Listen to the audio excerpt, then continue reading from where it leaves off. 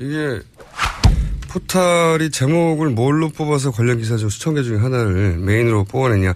만약에 여론조사 결과가 대부분 비슷한 경향을 보이고 비슷한 해석이 가능한 수치가 있을 때 문제가 없어요. 그중에 가장 알찬 기사를 뽑으면 되죠. 하지만 해석이 완전히 다른 사실 여론조사 기관마다 다 다르잖아요. 최근에 하루 이틀 사이에 계속 좀 차이가 나고 있죠. 네, 그럼 뭐 그럴 수밖에 없어요. 왜냐하면 임팩트가 있는 사건 불출마가 있은 지 하루밖에 안 지났기 때문에 아직 충분히 사람들한테 이제 어떻게 받아봐야 될지 결정되지 않아서 달라질 수 있는데 조사 방법이 달라서 그럴 수도 있고 완전히 다를 때 한 가지만을 선택해가지고 맨 앞에 제목을 이렇게 딱 걸쳐놓으면 대단히 큰 영향을 미치거든요. 아 이렇게 됐구나 하고 사람들 인식에 영향을 미치고 그 인식은 제가 말씀드린 구도에 영향을 미치는데 구도가 뭐냐에 따라서 사람들이 선택되는 거예요. 후보들이 사람들 머릿속에. 그러니까 이거는 선거에 개입하는 것과 마찬가지 효과입니다. 실제로는. 굉장히 중요하죠. 근데 그걸 왜 IT 기업이 하죠? 이렇게 상반될 때는 그냥 특히나 상반될 때는 관련 여론조사 클릭하면 모든 해석을 동시에 볼 수 있게 나오는 게 맞죠. 안 그렇습니까? 네, 네이버가 이 뉴스를 주시해서 듣고 있어야 되겠네요. 매일매일. 말씀을. 저만 그렇게 생각하는 건 전 아닐 거라고 보는데, 예. 많은 분들이 그런 관점에서 뉴스를 봐야 된다. 그리고 매일매일 이건 문제 있다고 지적해야 하고, 어떤 시점에 이르면 네이버와 저는 전화도 해볼 생각입니다. 누가 결정하는 거죠? 왜 그렇게 결정하는 거죠? 라고. 사례가 좀 쌓이면 해볼 생각입니다. 자, 첫 번째 뉴스는 뭡니까? 네, 독일의 말 중개업자가 2013년 10월에 최순실 씨의 초청을 받아서 청와대에서 박 대통령과 독대했다라는 뉴스타파의 단독 보도인데요. 이 해당 말 중개업자는 청와대에 들어갈 때 공식 출입 절차도 거치지 않았고요. 게다가 대통령은 당일에 공식 일정이 없었다라고 합니다.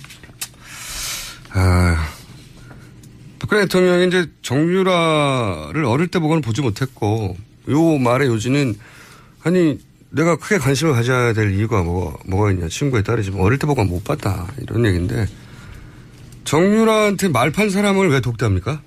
그게 궁금하네요. 저도. 장관도 독대를 안 하는 분이?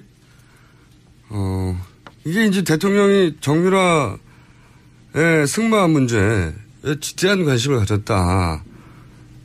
그런 정황 중에 하나인 거죠. 네, 그렇죠. 이 장례와 연관되어 있는 부분이니까요. 네. 2013년 10월이면. 네. 그게 정유라 승마대 1등 안 줬다고 해서 문체부 공무원들 몇 명 날아간 거 아닙니까? 예, 참 나쁜 사람이라고 했죠. 거기서부터 사실은 이 게이트가 출발했다고 볼 수도 있을, 이렇게 폭로가 정황에 출발했다고 볼 수도 있는 건데 정유라 말 사주다가 삼성에 적골된 거잖아요. 네. 지극한 관심, 정유라에 대한 이건 부인할 수 없는 또 다른 정황이 나온 거죠. 뉴스타파는 네. 이분을 어떻게 찾아냈대요? 당사자 삼성과 거래를 했던 그 업체 중에 하나인데요. 그 업체들을 찾다 보니까 독일을 간 것 같고 거기서부터 그 중개업자의 증언을 들은 걸로 추정이 됩니다. 그 사람이 설마 청와대까지 와서 박근혜 대통령을 독대했을 줄이야. 누구도 뉴스타파도 아마 이런 기대를 하고 이 사람 만난 건 아닐 텐데. 아마 깜짝 놀랐지 않았을까 싶습니다. 놀랐을 가능성이 높죠. 아니 왜 말 팔았다고 독대를 합니까? 장관도 못하는 걸. 예, 이게 정유라 씨에 대해서 관심도 없다는 듯이 말했다는 건 거짓말이라는 정황이죠. 이게. 정유라 씨의 말, 승마, 지대한 관심을 가지고 있었다. 그런 뉴스고요. 굉장히 특이한, 추정으로는 도저히 나올 수 없는, 털록도 예상할 수 없었던 뉴스였습니다. 자, 다음 뉴스는요?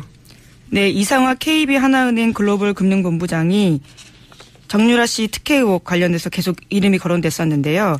이 본부장이 승진했던 부분에 있어서 박 대통령이 직접 인사청탁을 했다라는 특검 수사 결과가 특검의 수사 내용입니다. 이 퍼즐이 막 풀리네요. 네. 이게 게이트 초반에 가장 먼저 등장한 뉴스 중에 하나였거든요.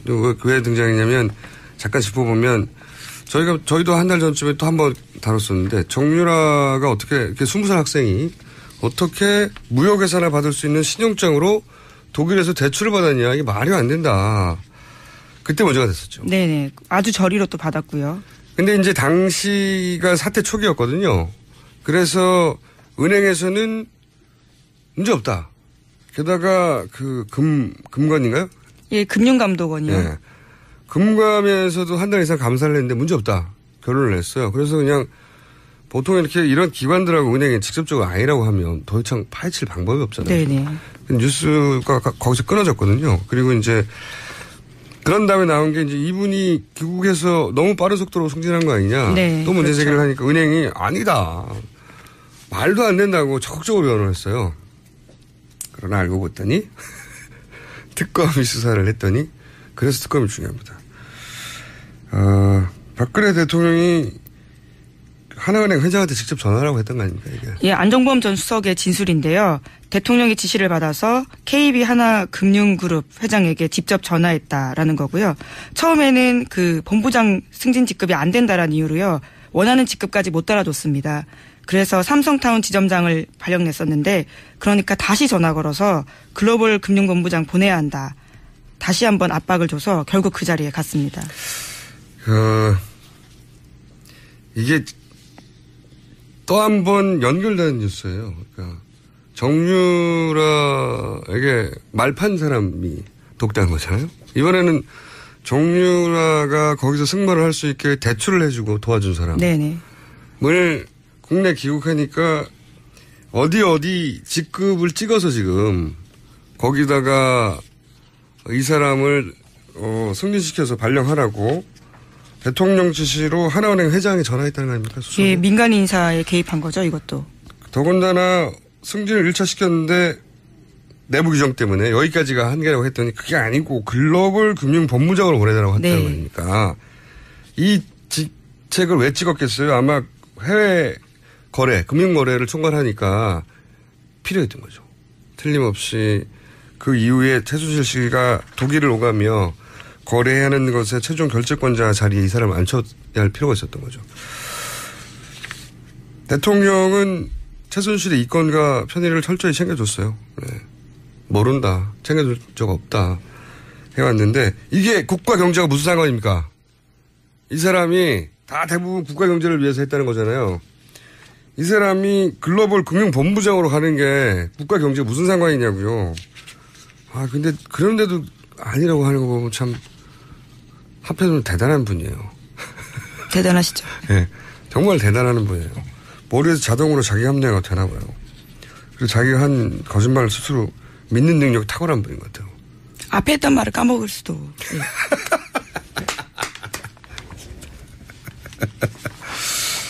예. 네. 김은지 기자가 했던 석 달 가까운 시간 동안 가장 재밌는 코멘트였습니다. 그렇죠. 웃기려고 한 말은 아니었습니다. 그렇죠. 예. 잊어버리면 죄가 없죠. 그냥 기억력의 문제인 거예요. 예리한 지적이었고요. 자, 근데 이분이 또 이 이상화 씨가 이게 뭐 칭동쿨 같아요.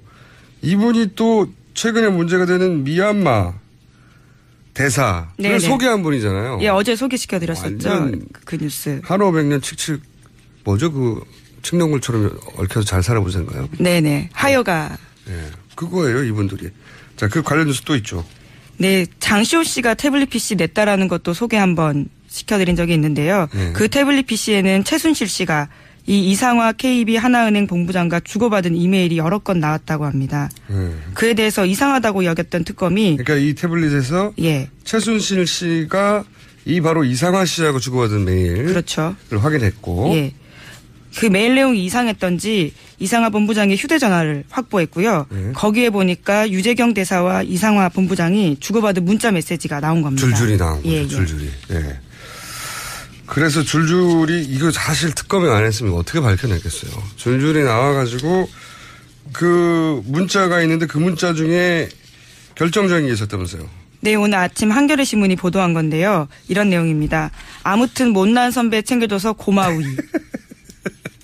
유재경 대사가 이상화 본부장에게 보낸 문자라고 합니다. 네, 그러니까 요약하자면 이상화 본부장과 최순실 씨가 주고받은 이메일이 하도 많아서 이상해서 이상화 본부장을 불러가지고 그러니까 휴대폰을 문자를 확인해 보니 거기에 이제 미얀마 유재경 대사를 추천한 정황들이 나오고 그중에서 이제 결국은 결정되고 나서 챙겨줘서 고마워.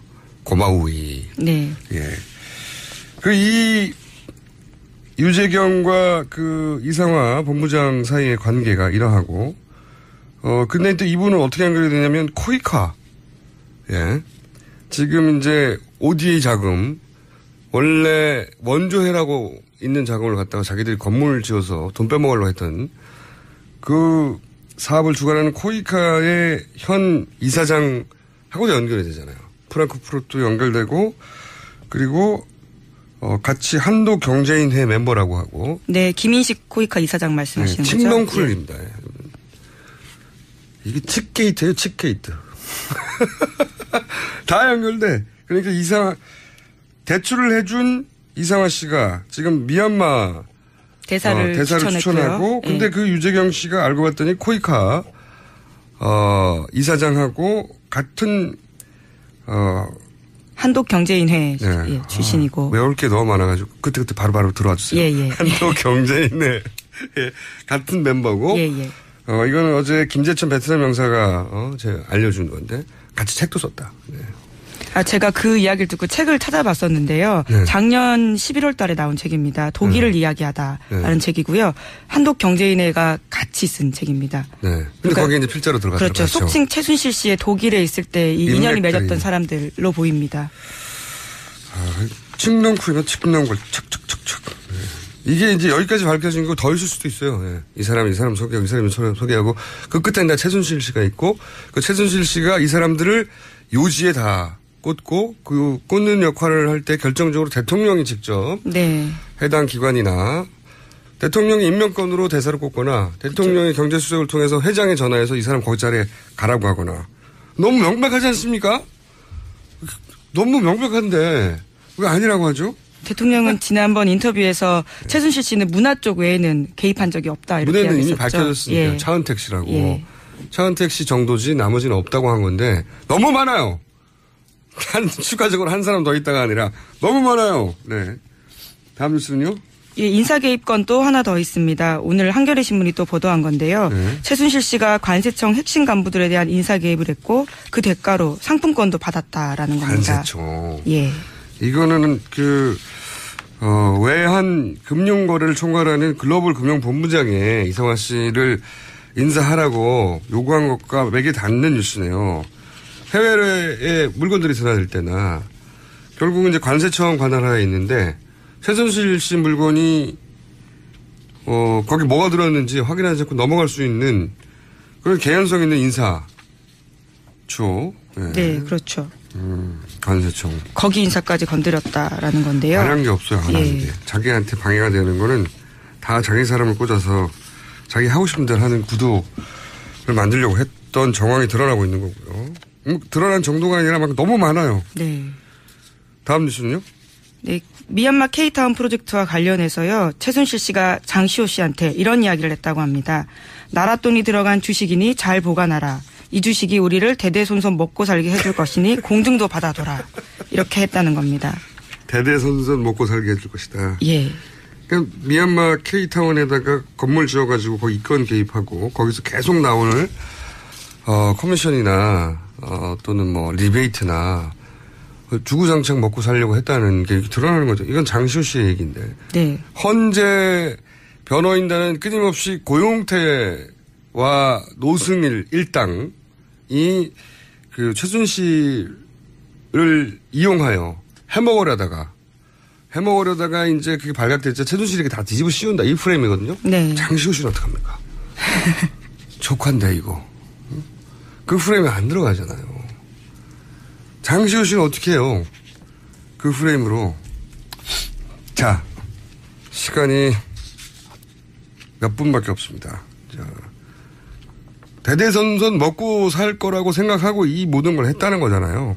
그런 속내가 보이는 말이죠. 네. 그거를 예를 들어서 고영태 씨나 노승일 씨나 입장이 갈라진 사람들이 아니라 물론 장시호 씨도 저는 입장이 이제 재산을 또 갈라졌다고 추정하고 있지만 가족이잖아요. 가족. 그러면은 박근혜 대통령의 헌재 변호인단은 장시호 씨도 이제 어디 끼워넣어야 돼요. 거기다가. 그렇죠. 예, 그 프레임으로 가려면. 가족이지만 그다음부터 설명을 어떻게 하죠? 효과적인 변호 전략이 아니라고 보는데 어쨌든 그거밖에 없으니 그렇게 하겠죠. 다음 뉴스는 뭡니까? 네, 특검이 김영재 원장의 부인 박채윤 씨에 대해서 사전 구속영장을 청구했습니다. 박 씨는 수천만 원 상당의 뇌물을 안종범 전 수석 쪽에 건넨 혐의를 받고 있습니다. 제가 특검이 영리하다고 생각하는 건 지난번에 한 말씀드렸지만 예상치 못한 곳에서 허점을 파고들어서 쑥 뒤밀어요. 이거가 잡힐 거라고 생각하지는 않았을 것 같아요. 계속 7시간만 신경 쓰고 있는데 갑자기 특혜성. 이거 뇌물이거든요. 네, 예, 당연히. 왜냐하면 받은 게 있으니까요. 뭐 예산도 받았고. 네, 그렇죠. 15억 원의 특혜성 예산을 받았다라는 의혹이 제기되고 있습니다. 요즘은 대가성이 직접 인정되지 않아도 포괄적으로 바라봐서 법원에서 이걸 인정하는 추세거든요. 구속영장이 발부되느냐 아니냐 개인적으로 처음에 관심입니다. 왜냐하면 지난번에 대통령과 가까운 분 거리가 가까울수록 기각되는 거 아니냐 제가 한번. 네네. 최경희 총장 기각됐을 때 그런 말씀. 다 구속됐는데 맨 위에 있는 사람이 기각됐잖아요. 이분도 사실은 건이 대통령과 굉장히 가깝거든요. 이분이 소위 보안 손님으로 굉장히 자주 청와대를 드나들었다고 하는 분이죠. 네네. 최순실 씨와 함께 이 원장 부인이. 김영재 원장도 드나들었고요. 굉장히 가까운 분이에요. 거리상으로는. 사적인 친밀도는 모르겠지만 한 달이 건너면 대통령이 뭘 그때 무슨 말을 했는지 물어볼 대상이 되는 사람인데 그래서 저는 구속영장 기각 보통 사건이라면 이 정도면 구속돼야 되거든요. 네. 명백해서.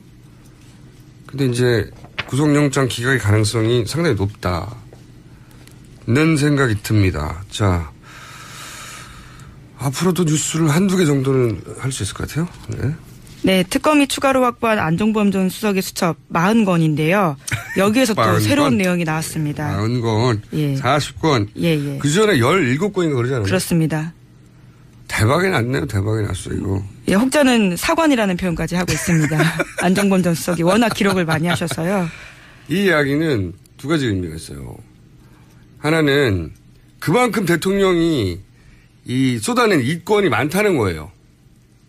보통 안종범 수석은 이 수첩이 많았던 이유가 너무 많은 걸 쏟아내서 계속 받아적기 바빴다. 그렇죠. 1시간 동안 쏟아낸 적도 있다고 했잖아요. 예, 잘 받아적고 있냐라고 질책도 하기도 하고요. 그래서 그러면서 뭔가를 읽는 것 같다고 말했고 저도 읽지 않는다 1시간 동안 그 많은 이름과 구체적인 직책들 이거 어떻게 다 외웁니까? 하나은행에 글로벌 금융본부장이라고 하는 직책이 있는지 어떻게 알아요? 몰라요. 그렇죠. 예. 하나은행에 있는 사람들만 아는 거죠. 외부 사람 절대 모른단 말이죠. 이건 근데 구체적으로 특정해서 어떤 사람을 이 자리로 보내라고 하는 거잖아요. 엄청나게 많은 이권 개입이 드러날 금고가 열린 거죠. 이게 사관 맞아요. 네. 앞으로 역사는 이것을 종범실록이라고 기록해야 됩니다. 네. 안마천이라고 불러야 됩니다. 안마천. 네. 두 번째 하나 더 있어요. 두 번째 의미는 17건 가지고도 아직도 다 수사가 안 됐어요. 그렇죠. 40건이 추가로 나왔어요. 특검을 한 달이 아니라 이건 몇 달을 연장해야 되는 사람. 물론 법 때문에 한 달밖에 못 하는데 그것도 안 하려고 그러겠죠. 40건이 나왔어요. 다시 시작해 처음부터. 그리고 17건은 사실 최근 게 아니고 그 이전 거였잖아요. 예, 시기상으로 그렇습니다. 2년 전까지 일어난 말이에요. 예. 거의. 근데 이건 최근까지거든요. 네. 그 최순실 게이트가 터지고 나서도 쓰여 있는 내용들이 있는데요. 그러니까 그만둘 때 예. 잡혀가기 직전까지 그렇죠. 썼던 거라는 예. 말이죠. 직전까지 수석이었으니까요. 거의. 이거 대박이 난 겁니다. 이건 특검 1년 연장해야 돼. 1년 연장. 야, 이거 왜 주장 안 하죠 지금? 특검 연장해야 된다는. 저는 이 40건 나왔다는 뉴스 하나만 가지고도 얼마나 많은 내용이 나올까 싶은데. 예, 거기서 어제 새로운 내용이 벌써 하나 나왔습니다. 하나 나왔어요? 예. 네. SBS 보도인데요. 박 대통령이 지난해 9월 국정감사를 앞두고 세 군데 상임위를 콕 찍어서 삼성 인사들이 증인으로 출석하지 않게 하라라는 지시를 내렸다라는 기록을 써놨고요. 새로운 게 나왔네요. 예. 바로. 네. 안 전 수석이 그 내용이 맞다라고 확인해 준 겁니다. 왜 삼성만 찍어서. 네. 삼성은 국정감사에 나가면 안 된다고 대통령이 찍어서 상임위 몇 가지 거론하면서 여기 나가지 예. 않게 하라고 했다는 거 아닙니까? 결국은 안 나왔어요. 네. 자, 이만하면은 중요한 뉴스는 다 훑었습니까? 네네. 알겠습니다. 오늘 여기까지 하겠습니다. 특히 연장해야 합니다, 이거. 지금 안마천께서 종범실록을 남긴 것이 네네. 집에서 발굴된 거예요, 지금. 주택에서. 네, 사료가 발굴된 거죠. 네. 너무 네. 40건이나 나오죠. 저도 몇 건은 더 있겠지 했는데. 왜냐면 그 이전에 2년간은 기록했는데 그 사이는 기록 안 했겠어요? 있을 거라고. 근데 없애지 않았을까? 최근 거는 40건이 어딘가에서 나왔네요. 이게 나온 걸까요? 아니면 안전범 전 수석의 가족이 낸 걸까요? 네, 압수수색 당한 걸로 알고 있습니다. 물론 집에 있던. 예. 물론 전차는 그랬겠지만 이걸 예. 버리려면 얼마든지 버릴 수 있잖아요. 근데 쭉 지고 있다가 낸 게 아닐까 하는 생각도 합니다. 네. 자, 감사합니다. 안정범 수석에 큰 감사를 보내면서 오늘 여기까지 하겠습니다. 지금까지 예, 시사인 김은지였습니다. 감사합니다. 반갑습니다, 위원장님. 안녕하십니까? 네. 네. 저희가 처음 위원장님 되셨을 때부터 줄기차게 섭외를 했는데. 아, 그러셨습니까? 네. 저희 애타는 섭외를 왜 거절하셨어요, 그동안? 아, 죄송합니다. 제가 무슨 대선 후보도 아니고 그러니까 가능하면 이제 언론 인터뷰 필요한 것 이상 안 하려고 그렇게 자제를 하고 있습니다. 네. 다른 것은 많이 하셨던데요. 죄송합니다. 네. 네. 네. 위원장님, 제가 중요한 본론부터 바로 여쭤보면 황교안 권한대행은 대선 출마하나요? 글쎄 그거 있잖아요. 예. 저도 모르는 일이고요. 예. 제가 보기에는 황교안 대행도 모를 겁니다. 지금 이거 대선에 나와야 된다는 황교안 권한대행이 그거는요. 네. 이게 누가 나와라 그래서 나온 것도 아니고 본인이 하겠다는 것도 아니고 네. 국민들이 지금 얘기를 하고 있는 겁니다. 보수 지지층이 원하는 거죠, 지금. 예. 예, 국민들이 원하는 거지. 제가 얘기한 적도 없고요. 예. 본인이 얘기한 적도 없는 걸로 알고 있고요. 예. 국민들이 그러시니까 이거를 우리가 사실 그대로를 받아들여야지 부정할 수는 없는 거 아닙니까? 네, 맞습니다. 네. 네. 그러면 제가 궁금한 건, 어느 순간 본인이 출마하고자 한다면 적어도, 막지 않으시는 거죠? 그 입장은 있으신 거죠? 그죠? 예. 아니, 지금 우리 당에도 지금 대선 출마하겠다는 분들이 여러 계세요. 7-8명쯤 계세요, 지금. 그렇게 많습니까? 잠재적으로. 네. 예, 그런데 어떻게 무슨 재주로, 무슨 권리로 대선 출마하겠다라는 걸 제가 막을 수 있으며 당이 막을 수 있습니까? 그건 불가능한 일이죠. 네. 그럼 설 연휴 지나면 깜짝 놀랄 후보가 등장할 수도 있다는 게 바로 황교안 대행이 맞긴 맞습니까? 설 연휴 다 지났으니까. 이제. 아니에요. 아니에요? 깜짝 놀라는 후보라는 거는요. 예. 이 깜짝 놀란다는 거는 사람에 따라서 다릅니다. 어떤 사람은 깜짝 놀랐는데 또 다른 사람은 그게 무슨 놀랄 일이냐 이러기도 하고요. 위원장님이 깜짝 놀랄 후보는 누구죠? 제가 생각할 때 깜짝 놀랄 사람이 다른 사람은 아니라 생각할 수도 있고요. 지금 7명, 8명 나오니까, 예. 나온다고 그러니까요, 앞으로, 거기, 깜짝 놀랄 분이 있을 거고, 사람에 따라서, 저 사람 나오냐, 이러고 깜짝 놀랄 분도 계실 거고요. 예. 좀 더 지켜봐야 될 것 같습니다. 위원장님이 그러면 깜짝 개인적으로 놀랄 후보가 있구나 한 분은 누구예요? 저는요, 예. 이 당에 지금 이게 비대위원장을 맡았기 때문에, 예. 이 경선을 관리해야 될 사람입니다. 근데 그 안에, 그러면 적어도 지금. 예, 제가 네. 속으로 깜짝 놀랄 사람이 있다 하더라도, 아하. 표정 관리를 잘해야 될 사람이에요, 제가. 그건 이해가 그래서 갑니다. 그 말까지 하다니 얼굴 표정도 눈치채지 못하게 해야 될 책임이 저한테 있기 때문에. 그거 잘하시는 것 같아요. 네. 근데 제가 궁금한 건 그러면 선생님이 개인적으로 깜짝 놀라신 후보, 그렇지만 예. 표정 관리하시는 그 후보가 새누리당 안에 있는 겁니까? 아니면 밖에서 영입하는 겁니까? 네, 안에도 있을 수 있고요. 밖에도 있을 수 있는데요. 너무 멍하게 하시는데요. 예, 정치라는 거 아시잖아요. 한기문 총장이 예. 그렇게 그만둘 줄 누가 알았습니까? 그게 순간도 모르겠더라고요. 그분이 지금 그만두시겠다는 거를 다 글로 써가지고 안주머니 넣고 오셔서 천연덕스럽게 그렇게 얘기하는데 저도 진짜 눈치 못 챘어요. 그러니까 이게 한순간도 모르는 게 정치더라고요. 그러니까 저는 그런 기대를 가지고 있는 겁니다. 네. 그러니까, 그런 얘기를 듣고, 그분도 하시는데, 그리고 개인적으로 깜짝 놀랐다는 말씀이시군요. 예. 그렇습니다. 네. 공개할 수는 없다. 예. 그 흥행이 돼야 되니까. 아닙니다. 무슨 흥행이요. 저는 그런 거하고는 좀 거리가 먼 사람입니다. 아시는 대로. 아닙니다. 요즘 위원장님 하시는 거 보니까, 이 언론도 예. 잘 다루시고. 아닙니다. 흥행 매니지먼트 굉장히 잘 하시는 것 같아요. 네. 아니죠. 제가 예. 정치권에 온 지가 이게 한 달 조금 남짓됐어요. 그러니 제가 무슨 그런 일을 할 수 있겠습니까? 아니, 위원장을 하신 지 한 달밖에 안 됐지만 벌써 10년 전부터 네. 한나라당 윤리위원장도 하셨고, 그때 얼마나 잘하셨어요, 사실, 날카롭게. 아닙니다. 윤리위원장 그건 정치도 아니고요. 네. 그런가요? 네. 비대위원장 해보니까 윤리위원장 하는 건 정치도 아니에요? 아유, 그러면 정치 환경도 많이 변했고요. 예. 언론 환경도 너무 많이 변했고, 예. 옛날에 윤리위원장 할 때는 이거는 옛날 얘기인 것 같아요. 네. 그때 굉장히 인기 좋으셨는데. 왜냐하면 거침없이 하셨거든요, 그때 막. 이명박 대통령 시절에. 지금도 거침없이 하는데. 아니, 그렇게 안 느껴지시는 모양이죠? 개인적으로 놀란 것도 말씀 안 하시고 있잖아요. 거침없게 좀 해주세요. 자. 네. 말 안 하는 게 거침없는 겁니다. 그거는 제가 보기에는 순간적으로 생각이 내신 것 같은데요. 아니에요, 아닙니다. 정말 아닙니다. 네, 자, 네.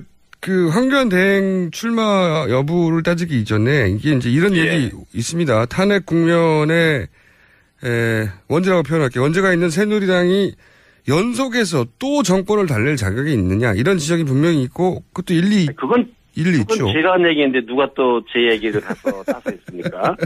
제가 한 얘기입니다. 그러면 거꾸로 지금 새누리가 다시 대선 후보를 낼 자격이 있는 그런 상태까지 갔느냐 이런 질문을 해야 되잖아요. 그렇습니까? 그런데 이제 제가 이게 비대위원장 오면서 그 얘기를 했습니다. 지금 새누리당이 현재 이제 국정의 어려움, 탄핵 사태에 이르기까지 되어진 이 책임이 있잖아요. 예. 물론 박근혜 대통령에게 책임이 있지만 집권 여당인 새누리당도 이 책임에서 벗어날 수 없다. 네, 당연히. 차적인 책임이 있는 거거든요. 그런 말씀하셨죠, 처음부터. 그럼요. 모든 국민들이 그렇게 생각하는 거고 새누리당이 이걸 모르면 안 되거든요. 예. 이런 상황에서 또 다음번 정권 우리 당에 달라? 그 염치 없는 일이다. 제가 그 얘기를 했습니다. 그래서 인적 청산부터 말씀하셨죠. 예, 그렇죠. 다만 우리가 이게 정치라는 것도 그렇고 사람도 마찬가지고 잘못할 수가 있거든요. 네. 그래서 우리가 집안에서 애들이 잘못하잖아요. 그럼 혼내죠. 잘못했습니다. 이 부모들이 마지막에는 어떻게 합니까? 야, 너 이제 그러면 다시 그러지 마라. 이 잘해. 이러는 거 아니에요? 네네. 근데 우리도 먼저 새누리당이 해야 될 일은 국민 앞에 잘못했습니다. 신정으로 사과를 하고 그리고 다시 좀 할 수 있도록 좀 해주세요. 이렇게 용서를 구하는 게 마땅한 거 아닙니까? 그렇죠. 예. 제가 얘기한 거는 그런 잘못도 뉘우치지 않고 뻔뻔하게 예. 우리가 또 한번 하겠습니다. 그건 도리가 아니거든요. 거기까지 동의가 되는데 그러면 제가 말씀드리는 건 그런 반성과 사과와 어떤 성찰 이것이 이제는 다시 대선 후보를 낼 만큼 그런 단계까지 왔나요? 제가 궁금한 건 그겁니다. 그거를 이제 저는 굉장히 조심스럽게 생각을 했죠. 그래서 살펴봤죠. 그래서 이제 국민들이 다시 해봐라 이제 이럴 때까지 우리는 기다려야 된다 그랬는데 저는 이 징조를 어디서 봤느냐? 황교안 권한대행에 대해서 이 국민들이 10% 남짓 지지를 하는 거예요 지금. 지지율을 보고. 황교안 권한대행은 우리 당의 당원은 아니지만 그래도 국민들이 볼 때는 이게 새누리당하고 거의 같이 보지 않겠습니까? 네. 한 10% 정도의 국민들이 대통령 후보로 적당하다 이렇게 지지를 하는 걸 보니까 아하 이게 지금 국민들이 새누리당에게도 다시 기회를 주시려고 그러는 거 아닌가 용서를 하신 것이 아닌가 그런 생각을 조심스럽게 지금 하고 있는 중에 있어요. 지지율도 분명히 그런 기준이 될 것 같습니다. 일리 있고요. 네. 그런데 이제 또 이런 지적도 분명히 있습니다. 이제 서청원, 최경환, 윤상현 이 세 분이 당원권 정지가 됐어요. 예. 네. 그리고 이제 말씀하신 인적 쇄신이 사실상 거기서 종료됐는데 그런데 이제 나라가 이 정도까지 왔는데 친박 핵심 3인 정도를 출당도 아니고 당원권 정지해서 끝내면 위원장님이 만약에 새누리당 바깥에 있었거나 혹은 한나라당 윤리위원장 시절이었으면 이거는 용납하지 않았을 것 같은데요. 그죠? 이제 그런 지적이 있을 수 있으시죠. 근데 지금 이 당원권 정지 3년을 했거든요. 네. 그것도 그냥 한 게 아니라 법을 고쳐서 했습니다. 예. 법을 올려서 1년밖에 안 되는 법을 3년으로 올려서 그래서 이거 당원권 정지 3년을 했거든요. 네. 이게 지금 소송이 들어왔습니다. 이거 사실은. 예? 예. 지금 올려서 온 게 맞느냐 뭐 이런 소송까지 휘말려 가면서도 했거든요. 저는 천신만고 끝에 있고요. 제명이라는 거는 그게 쉽지 않습니다. 왜냐하면 국회의원들 우리 당 소속 의원총회 3분의 2의 동의를 받아야 되거든요. 그런 일이 지금까지 없었어요. 그러니까 이게 현실적으로 불가능한 일이고 네. 뭐 미흡하다 생각하실 수 있는 분들이 계시지만 저는 사람에 대한 징계가 아니었고요. 우리 당 안에 있는 오래전부터 뿌리 깊은 이 개파조 있잖아요. 네, 개파의 대한 징계였거든요. 개파의 수뇌부를 징계했기 때문에 그렇습니다. 그런 의미가 있다고 이제 말씀하시는 거죠. 그렇습니다. 네. 사람을 징계를 하기로 말하면 뭐 더 있을 수 있을지 모르지만 네. 저는 이 개파의 뿌리를 어떻든 징계해야 된다. 이걸 뽑아야 된다 생각했기 때문에요. 뭐 그 몇 분 그 이름 대신은 그런 분들에 대한 징계라기보다는 우리 당 안에 있는 이 개파주의에 대한 징계였다. 예. 그래서 인적 쇄신이라는 거는요. 늘 해야 됩니다. 한꺼번에 하는 게 아니라 뭐 보수주의가 뭡니까? 늘 개혁하지 않으면 보수가 아니다. 그런 말이 있잖아요. 사람도 계속해서 쇄신을 해나가야 되고요. 새누리당의 쇄신이라는 건 단지 그것만이 아닙니다. 사람에 대한 문제가 아니라 정책입니다. 그동안 우리 새누리당이 펴왔던 정책이 국민들의 정서와는 동떨어진 게 많았어요. 그래서 이런 그 새누리당의 정책과 또 이 정치 행태가 이게 국민들의 눈살을 찌푸리게 하는 그런 일도 있었고요. 이런 것들이 다 쇄신 안에 포함되는 거고요. 사실 인적 쇄신보다 더 중요한 거고 꾸준히 해야 되는 일이다. 예, 알겠습니다. 하고 있습니다. 네. 이런 질문을 많이 받으실 테니까 탄탄하게 네. 준비되셨는데 그래도 부족합니다. 인정하시죠? 그러시죠. 근데 제가 말씀드리고 싶은 거는 제가 이 비대위원장 자리를 언제든지 내줄 테니까 정말로 할 만한 능력이 있으신 분이 있으시면 제가 영입하겠습니다. 삼고 처리하겠습니다. 그래요. 저 시켜주시면 제가 갈지 몰라요.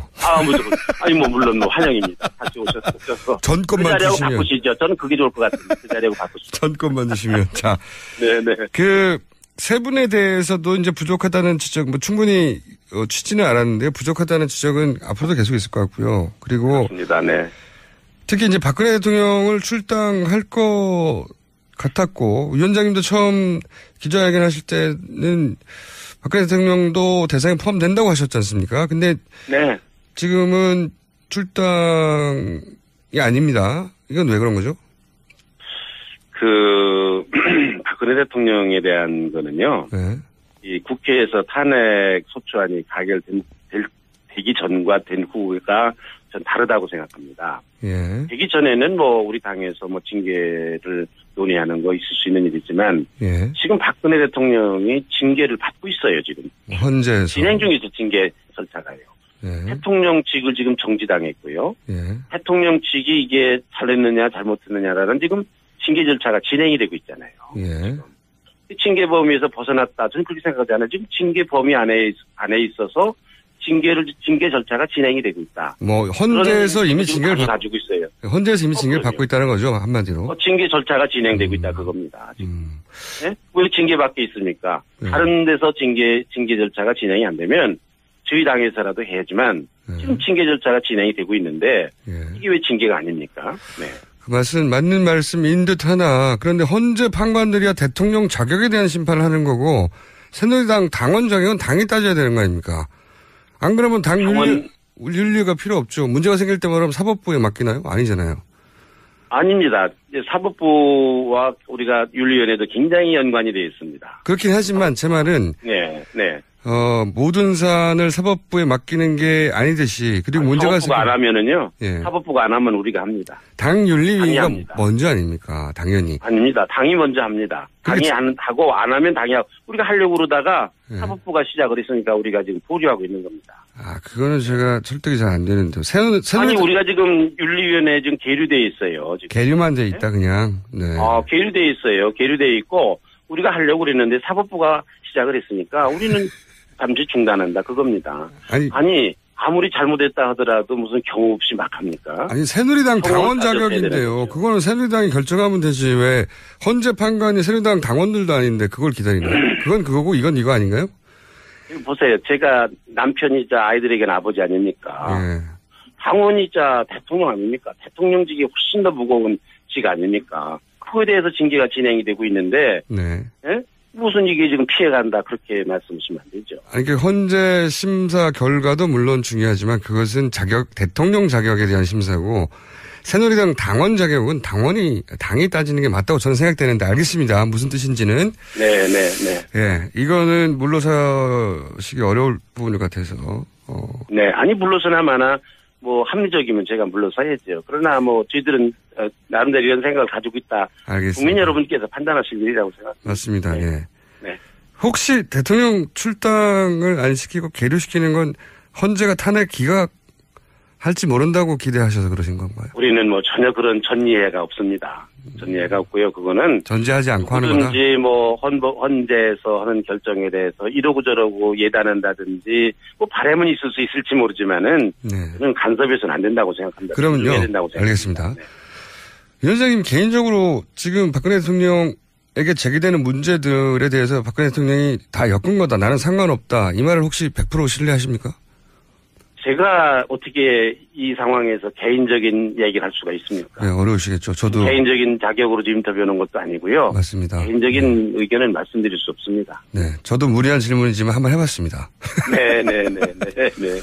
자, 그러면은 이건 어떠십니까? 이건 중요한 문제 같은데. 헌재 소장이 공석인데 황교안 대행이 헌재 소장을 임명해도 될까요? 그거 우리 당에서 아직 공식적으로 논의한 바가 없습니다. 당의 아마 입장이 지금 정해지지 않은 걸로 제가 알고 있습니다. 위원장님의 소신은 어떠십니까? 제가 위원장이지만은요. 네. 특정의 모든 문제에 의견이 있는 건 아닙니다. 근데 이 문제는 중요한 문제잖아요. 상당히 제한적이고요. 예. 제가 관여할 만한 그런 사안이 아닙니다. 비대위원장으로서. 네, 그래서 생각을 안 해봤습니다. 당의 입장 정리니까 비대위원장이 관여하셔야 되는 거 아닌가요? 당의 입장 아마 원내대표를 중심으로 해서 거의 많은 뭐 정치적인 입장이라든지 이런 게 정리가 되고요. 네. 저는 지금 당이 어려우니까 저는 응급실의 의사입니다. 뭐 인공호흡도 하고요, 심폐소생술도 하고요. 네. 뭐 저는 그런 일에 정신이 없습니다. 또 그 방면엔 또 전문가도 아니고요. 그거는 뭐 헌법적인 여러 가지 이론이 있는 것 같은데요. 그건 뭐 전문가들이 당에서 의논하고 결정해야 될 일이라고 생각합니다. 그 부분은 아직 입장이 없으시고. 네네. 인적쇄신 얘기하다가 다시 생각이 나는데 위원장님이 작년 말에 이제 인적쇄신 기준을 뭐라고 처음 일성을 하셨냐면 박근혜 정부 4년 동안 여당과 정부의 주요 직책을 맡은 사람. 그 3인도 사실은 그런 기준에서 선정이 됐었죠. 네. 그렇습니다. 네. 제가 선정한 건 아니고 예. 자연스럽게 그렇게 모여지던데요. 그렇죠. 의견이. 네네. 그러다 보니까 뭐 이정현 대표 얘기도 나고 쭉 얘기 나왔습니다. 그런데 이제 그 기준대로 하면 황교안 대행이야말로 4년 내내 장관 총리를 해서 그 기준이면 황교안 총리도 인적 쇄신 대상이지 대선 후보는 아니에요. 황교안 총리는 당원이 아니거든요. 그렇지만 그 기준 밖에 있는 분 아니 뭐 새누리당이 무슨 대단한 권한이 있다고 모든 사람들에 대해서 책임을 묻고 징계를 하고 그렇습니다. 아까는 사실상 새누리당 대선 후보로 국민들이 인식한다고 말씀하셨지 않습니까? 아니 글쎄 그런다 하더라도 당원이 아닌 걸 어떻게 하겠습니까? 제가 여기 와서 인적 정상이 조금 미흡한 부분이 있는데요. 네. 책임을 져야 될 사람들이 나갔어요. 도망을 갔어요. 그래가지고 사실은 이 사람들도 제가 인적 정산의 대상이라고 생각했는데 네. 그래서 미흡해요. 이분들 중에도 몇 사람을 했어야 이게 국민들 보기에 제대로 했구나 이러실 텐데 그건 굉장히 아쉽게 생각합니다. 그 사람들 책임 있는 걸 알면서도 당원이 아니라 징계를 못했어요. 저는 이제 황교안 총리를 당원이 아닌데 징계하라는 게 아니라 같은 논리로 보자면 후보가 되지 않고 자성해야 될 사람이다. 그런 논리로 비판할 수 있을 것 같아요. 그거는요. 네. 국민들이 판단하실 일이라고 생각합니다. 알겠습니다. 그럼에도 불구하고 10% 가까이 되는 분들이 황교안 권한대행을 지지를 했다. 그분들에게 왜 당신들 그럼에도 불구하고 지지를 했느냐. 이 국민들에게 물어보셔야 될 일이지 뭐 저한테 물어볼 일은 아니라고 생각합니다. 네. 그렇지만 위원장님 입장에 있을 수 있지 않습니까? 그걸 제가 여쭤보는 건데. 입장이라는 건 간단합니다. 국민들에게 물어보시라. 그게 제 입장입니다. 왜 그런 분을 지지하느냐. 알겠습니다. 예전에는 입장이 다 있으셨잖아요. 아니, 지금도 입장이 있는 거 아닙니까? 지금도 입장이 분명한데요. 뭐. 그때는 국민들이 물어보라고 안 하셨어요. 자, 근데 뭐 위원장님 하셨으니까. 황교안 총리에 대해서 예. 그런 뭐 말도 없었고 그런 뭐 수치가 나온 것도 없고 그랬으니까 뭐 그때는 그런 말을 할 수가 없었죠. 예. 이거는 제가 궁금해서 이건 이제 아마 답변할 수 있을 것 같은데 어제 많은 매체들이 반 총장이 불출마를 선언했는데 여러 가지 요인이 복합적으로 정했겠지만 그중 하나로 꼽는 게 위원장님이 이제 당일날 나이가 들어서 여기저기 다니면 낙상하기 쉽다. 특히 겨울에는 낙상하기 쉽게 집에 가만히 있는 게 좋다. 이런 말에 상처를 줬다. 그렇게들 분석하는데 이게 상처받으라고 하신 말씀 맞습니까? 우선 반기문 총장님이 옛말에 그런 말 있잖아요. 패장은 유구무원이다. 희고록이나 쓰셔야 될 말씀이라고 생각합니다. 지금 말씀하시는 여러 가지. 근데 이제 화가 나신 거죠, 이제. 제가 보기엔 그런 것 같은데. 화가 나셔도 그런 정도는 참으실 수 있어야 애교가 있으시지. 근데 화나라고 하신 말씀이기 때문에. 아닙니다. 그 뜻이 뭐죠, 그 뜻이? 저는 이렇게 얘기를 했습니다. 저에 대한 얘기를 했어요. 제가 진보주의자다, 보수주의자다, 중도보수주의자다, 그런 말을 많이 듣는데, 제가 요즘 입장을 바꿨습니다. 낙상주의로 입장을 바꿨습니다. 네? 다니다가 넘어지면 진짜 큰일이거든요. 더군다나 연세가 드셔서. 아니, 이게 건강 걱정. 황교안 총리가. 보행 능력에 대한 걱정 이런 건가요? 미끄러운 길에서 저는 반기문 총장님이 오셔가지고 20일 되셨는데 여기저기 다니시잖아요. 사람도 만나주고 저 사람도 만나주는데 가서 또 샷다를 내렸다는 둥, 올렸다는 둥, 이런 얘기 듣고 만나보니 또 다른 얘기도 듣고 또 이런저런 또 핀잔도 받으시고 또 이렇게 냉대도 받으시고 이러시더라고요. 그러니까 제가 볼 때 이건 아니다 저는 싶었어요. 왜 도대체 그렇게 다니시는가? 물론 생각이 있어서 다니시겠지만 제 입장에서 볼 때 안타깝더라고요. 순수하게 걱정을 해주신 거군요. 그렇죠. 그러니 그렇게 다니시다가 연세도 높으시고 그런데 그러지 말고 우리 당에 오시면 지금 우리 당 리모델링을 잘 해놨거든요. 매장판도 해놓고 아니 우리 당에 오시면은 편안하게 있으실 수 있으신데 그렇게 밖에 다니시면서 괜히 그러십니까? 그래서 내가 비유적으로 말씀을 드렸고 그렇게 여기저기 다니시지 말고 있으실 데가 없으시면 저희 집에 오시죠? 저희 당에 오시죠? 그런 거지. 집에, 여기서 집이라는 거는, 있죠. 언론에서는 집을 이제, 정치하지 말고 그냥 들어가라는 말로 해석하는데 그게 아니고, 여기서 집을. 사당동가라는 말씀 안 했는데, 우리 당으로 우리 당이랑, 정치하는 사람들이 정치적인 집이 어딥니까? 당 아닙니까? 당. 이게 새누리당으로 오라는 말씀이셨어요, 이게? 가실 데가 없으시면 이리 오시는 거. 가실 때는 많았지 않습니까? 네? 아니, 비방도 내드릴 수 있는데. 제 말은. 그랬는데. 핀잔을 사당동으로 가시니, 이게 어떻게 하면 좋겠습니까? 네. 그거가 핀잔을 걱정해서 하신 말씀이 아니라, 이 핀잔으로 드렸을 것 같은데요? 그런 정도 못 알아들으시면 정치 못 하시지. 알겠습니다. 사람들이 그러더라고요, 저보고. 그분이 영어에 익숙해가지고 한국말에 서투르셔서 못 알아들으셨을 거다. 그렇게 얘기하시더만요. 네. 제가 보기엔 말이죠. 핀잔과 이렇게. 핀잔 아니었어요. 진심으로 우연한 마음이었어요. 그러니까 먹이는. 제가 그분을 존경하거든요. 먹이는 발언으로는 제일 센 걸 하신 것 같은데요. 아니에요. 아닙니다. 어쨌든. 그래도. 공식 해석이 나온 겁니다. 집은 새누리당이었다. 그렇습니다. 하도 의견이 분분해가지고. 아니, 근데 전제가 있습니다. 가실 데 없으면 그냥 여기 오시라. 그렇게 얘기했습니다. 또 좋은 데 있으면 가시고요. 네. 알겠습니다. 제가 사실 임명진 위원장님과 인터뷰하는 거 굉장히 재밌고, 더 하고 싶은데. 다음에는, 어느 나라 사람이요? 헝가리 사람입니다. 원래는 그렇죠. 헝가리 사람인데 이제 나중에는 캐나다에서 살았죠. 어려운 이름 사회경제연구소 소장님, 정태인 소장님 나오셨습니다. 네, 안녕하세요. 오늘은 뭡니까, 주제가? 오늘 트럼프의 경제정책에 대해서 특히 이제 통화전쟁, 우리가 환율전쟁이라고 부르는 게 지금 임박했잖아요. 트럼프는 경제 정책이 있다기보다는 마음대로 하는 거 아니에요? 네, 그런 느낌을 주죠. 그러니까 트럼프의 외교안보 정책도 그렇고 경제 정책도 그렇고 기존 이론으로는 잘 해석이 안 돼. 한쪽이 이거 이쪽 이론에 가깝네 그럼 다른 쪽이 달라요. 그러니까 이론이 없는 거예요. 내 마음 속에 있어. 내 안에 있어. 어떻게 보면은 대단히 실용적이고 대단히 현실적이고 특히 장사꾼이라는 느낌이 확 드는 것이 확실한 것 같아요. 당장 이익이 되는 건 무조건 한다. 그리고 당장 뭐가 문제야 그럼 그걸 힘으로 돌파하겠다. 이런 모습을 보이고 있죠. 그러니까 이제 보통은 뭐 이념이나 가치 또는 이론에 따라 일관된 게 아니라 그때 요거 좋아. 그러니까 재밌는 게 사람들이 트럼프노믹스 또는 트럼프의 정책이 어떤 이론하고 비슷하다 그러면 그 이론의 대가들이 부정하고 나와요. 예를 들어서 이제 트럼프노믹스의 제일 큰 게 1조 달러 이상 인프라 투자하기 때문에 굉장히 필요한 일이고 크루그만 같은 사람들 그래서 굉장히 주장했거든요. 근데 이제 트럼프노믹스 나오니까 그러면 안 된다. 이렇게 이제 크루그만이 나온 거죠. 이제 금리를 인상해야 된다고 나왔고 외교안보 정책은 현실주의라는 거랑 가장 비슷해요. 그러니까 미국의 가치를 세계에 수출하고 이런 소리 하지 말고 미국은 원래부터 이렇게 좀 고립돼 있는 나라니까 각 지역은 각 지역이 알아서 하게 해라. 외국에 수출하려고 하지 마라. 외국에 정권 바꾸려고 하지 마라. 이런 게 이제 현실주의라는 건데 트럼프가 이제 그 비슷한 점이 있잖아요. 그러니까 당장 월트라고 하는 하버드 대학 교수가 트럼프는 합리적 행위자가 아니다. 우리 이론이 적용될 수 없다. 이렇게 바로 어제 썼습니다. 제가 보기엔 트럼프 노믹스의 그 가장 핵심은 노믹스가 아니라는 데 있어요. 노믹스는 뭔가 일관된 정책과 기조했어야 되는데 트럼프 노믹스는 노믹스가 아니라는 게. 예, 김어준 총재하고 비슷한 점이 많아요. 당장 이기게 되면 한다.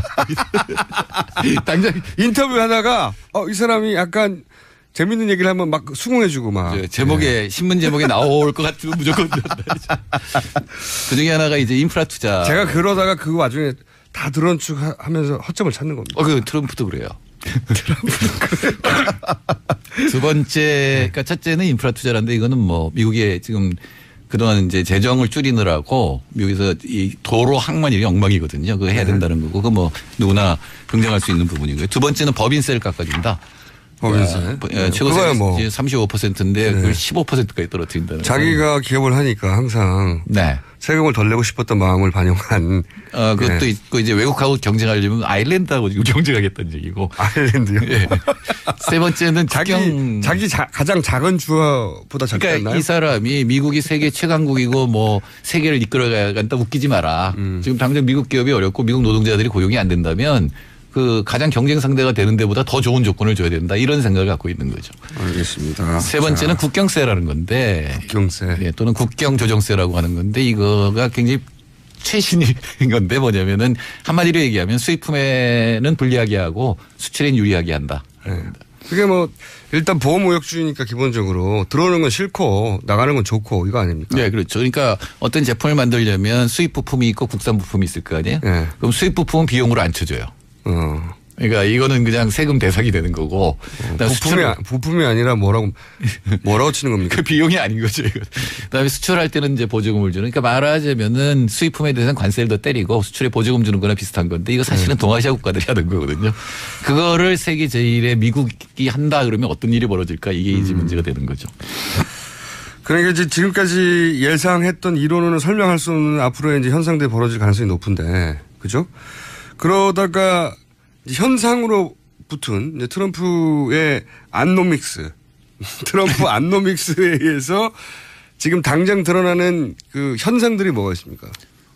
네, 이제 시작을 했는데 당장 부딪히는 게 뭐냐면은 이런 여러 가지 정책을 쓰면 그러니까 미국 경제가 단기적으로 성장을 하거든요. 네. 그래서 상대적으로 다른 나라보다 지금 좋아요. 네. 그러니까 미국 경제가 강해지니까 달러가 강해질 거 아니에요. 또 하나는 트럼프한테 가장 어울리는 단어를 경제학자들이 뽑은 게 불확실성이에요.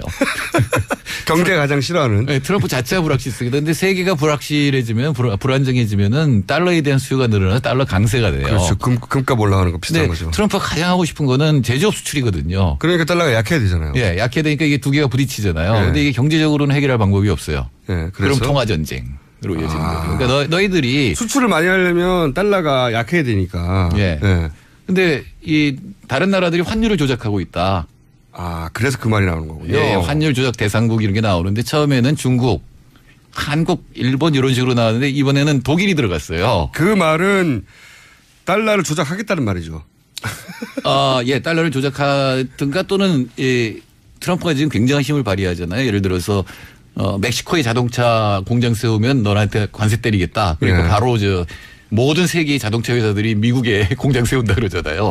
힘이 있는 거예요. 그러니까 그런 식으로 협박을 해서 다른 나라들이 자국 통화를 절상시키겠다. 그러니까 마르크라든가 엔화라든가 원화의 가치를 올리게 만들도록 하겠다. 이건 시장하고 관계 없는 거예요. 시장이 개입하면 거꾸로 개입해야 되는 건데 그걸 하도록 하겠다라는 게 이제 지금 트럼프가 발표한 거죠. 그래서 왜 독일이 들어갔을까? 사실 트럼프가 유세하는 동안 계속 중국을 목표로 했잖아요. 중국하고 멕시코가 목표였는데 봤더니 이제 대미흑자 1, 2, 3위가 중국, 독일, 일본, 한국이에요. 지금 세 나라만 얘기해서 한국이 빠진 거죠. 순서대로 지금 예. 말하자면 펀치를 날리고 있는 거군요. 그러니까 나바로라고 하는 피터 나바로라고 하고 있는 어바인 캘리포니아 어바인 대학 교수가 있는데 이 사람이 이제 중국하고 전쟁을 해야 된다라고 주장하는 사람인데 이 사람 경제학자니까 통계를 봤죠. 그래서 독일에 대한 걸 꺼냈어요. 그래서 독일까지 집어넣은 거죠. 그러니까 너희들이 지금 환율 조작을 하고 있으니까 조작을 그만두고 시장에 맡겨라라고 이제 주장을 하는 거죠. 근데 실제로는 우리가 조작할 거야. 이런 그런 거죠. 왜냐면은. 니네도 조작했으니까. 사실은 독일은 억울한 것이 독일의 경쟁력에 비해서 지금 유럽이 평가절하되어 있는 건 맞아요. 왜? 이건 독일뿐만 아니라 그리스 뭐 이런 나라 다 합쳐가지고 지금 그 통화 가치가 결정됐잖아요. 독일은 그중에서 강한 나라잖아요. 상대적으로 약한 통화를 쓰고 있는 건 맞는데 그렇다고 독일이 유로를 조작하고 있는 건 아니잖아요. 독일은 원래 경제가 잘 나가니까 그런 건데. 예. 그 유럽 전체가 지금 안 좋기 때문에 유럽도 미국이 썼던 정책 양적 완화를 하고 있거든요. 그러면 아무래도 유로화가 막 넘쳐나니까 유로화의 가치가 떨어질 거 아니에요. 그래서 지금 환율도 예전에 비해서 한참 떨어져 있는데. 예. 그러니까 엔화도 마찬가지입니다. 엔화도 20년 동안 불황에서 벗어나려고 지금 미국 흉내 내잖아요. 양적 완화를 막 하니까 엔화 가치가 지금 떨어진 상태거든요. 근데 이거를 조작이라고 얘기를 하는 거죠. 자기들이 썼던 정책 아닙니까? 미국. 그렇죠. 미국 따라가고 미국은 이제 그걸 끝냈어요. 테이퍼링이라고 해서 끝내고 이제 금리를 올리니까 달러 강세가 되잖아요. 그러면 원래 자기가 하고 싶었던 수출을 늘리는 정책하고 대립이 되니까 이걸 이제 힘으로 압박을 가하는 간단하게 말하면 미국 경제가 지금 미국 중심주의를 외치다 보니까 미국 국내 기업한테는 유리해서 그게 이제 좋아지고 있는데 그러다 보니까 당연히 달러가 강해지는데 그러면 수출에 방해가 되니까 그걸 끌어내리려고 지금 억지로 막 다른 나라를 협박하며 그리고 실제 그런 정책을 써서 끌어내리고 있는 중인 거죠. 예, 이제는 이제 그 우리나라에서 환율 전쟁이라고 얘기하는데 흔히 통화 전쟁이라고 불리는 그 전쟁이 이제 시작이 된 거죠. 그러면 우리나라한테는 수출이 불리한 거 아닙니까? 우리는 수출 목표 당연히 불리하고 만일에 우리나라 돈의 가치가 올라가지 않으면 관세를 때리겠다는 거거든요. 그것도 안 되면 관세로. 예, 그런 법이 있어요. 이미 미국에 있기 때문에. 그렇죠. 예. 그렇게 슈퍼 어쩌고저쩌고 하는 것도. 예, 근데 그게 이미 한번 해본 적이 있어요. 미국이. 그러니까 85년에 플라자 합의라는 게 있는데 그때 이제 미국이 레이건이 했을 때잖아요. 그때 레이건이 했을 때 고금리 정책을 썼고 달러가 강해지니까 미국 경제가 나빠지니까 이 일본하고 독일의 통화 가치를 강제적으로 끌어올렸거든요. 그런데 이 미국이 다른 나라는 모르겠지만 워낙 시장도 크고 힘도 세고 그리고 이제 달러 자체도 기축통화 그러다 보니까 이렇게 하면은 우리나라 입장에서 크게 영향을 받는 거 아닙니까 아주? 그렇죠. 그러니까 우리나라에서는 그러니까 그거에 대한 대응을 세워야 되는데 지금 유일호 부총리의 대응은 뭐냐면 문제 없다는 겁니다. 왜냐하면 미국이 환율 조작국으로 지정하려면 세 개의 기준이 있습니다. 미국의 대미흑자가 200억 달러가 넘을 것, 경상수지 흑자가 GDP의 3%가 넘을 것, 환율 조작에 그러니까 달러나 외화를 매입하는데 GDP 2% 이상을 쓸 것. 앞에 두 개는 걸려요. 우리가 대미흑자 350억 달러거든요. 세 번째가 안 걸린다고 괜찮다. 네, 세 번째가 안 걸린다고 괜찮다 그러거든요. 근데 독일은 2개 안 걸려요. 일본도 2개 안 걸려요. 참. 중국도 안 걸려요. 2개 안 걸려요. 이게 그러니까 우리나라가 제일 많이 걸린 거예요. 지금 어떻게 보면은. 이게 낙관적인 천성의 문제인가 아니면 능력의 문제인가요? 아니면 그냥 달리 방법이 없으니까 일단. 그러니까 지금 이제 트럼프의 유일호 경제부총리가 그렇게 대응하는 것은. 예, 그거에 대해서 여태까지 보면 트럼프가 협박을 하고 그거에 대해서 막 굴복하잖아요. 그럼 더 요구를 할 것이 뻔한데 우리나라의 지금 대책은 뭐냐면은 셰일가스 수입을 늘린다. 그러니까 더 사전에 먼저 엎드리겠다는 겁니다. 예, 엎드린다고 해서 이 사람이 더 요구를 안 할 것이냐. 바람이 불기 전에 먼저 눕는 건데 이게. 그렇죠. 바람보다 먼저 눕는 전략이거든요.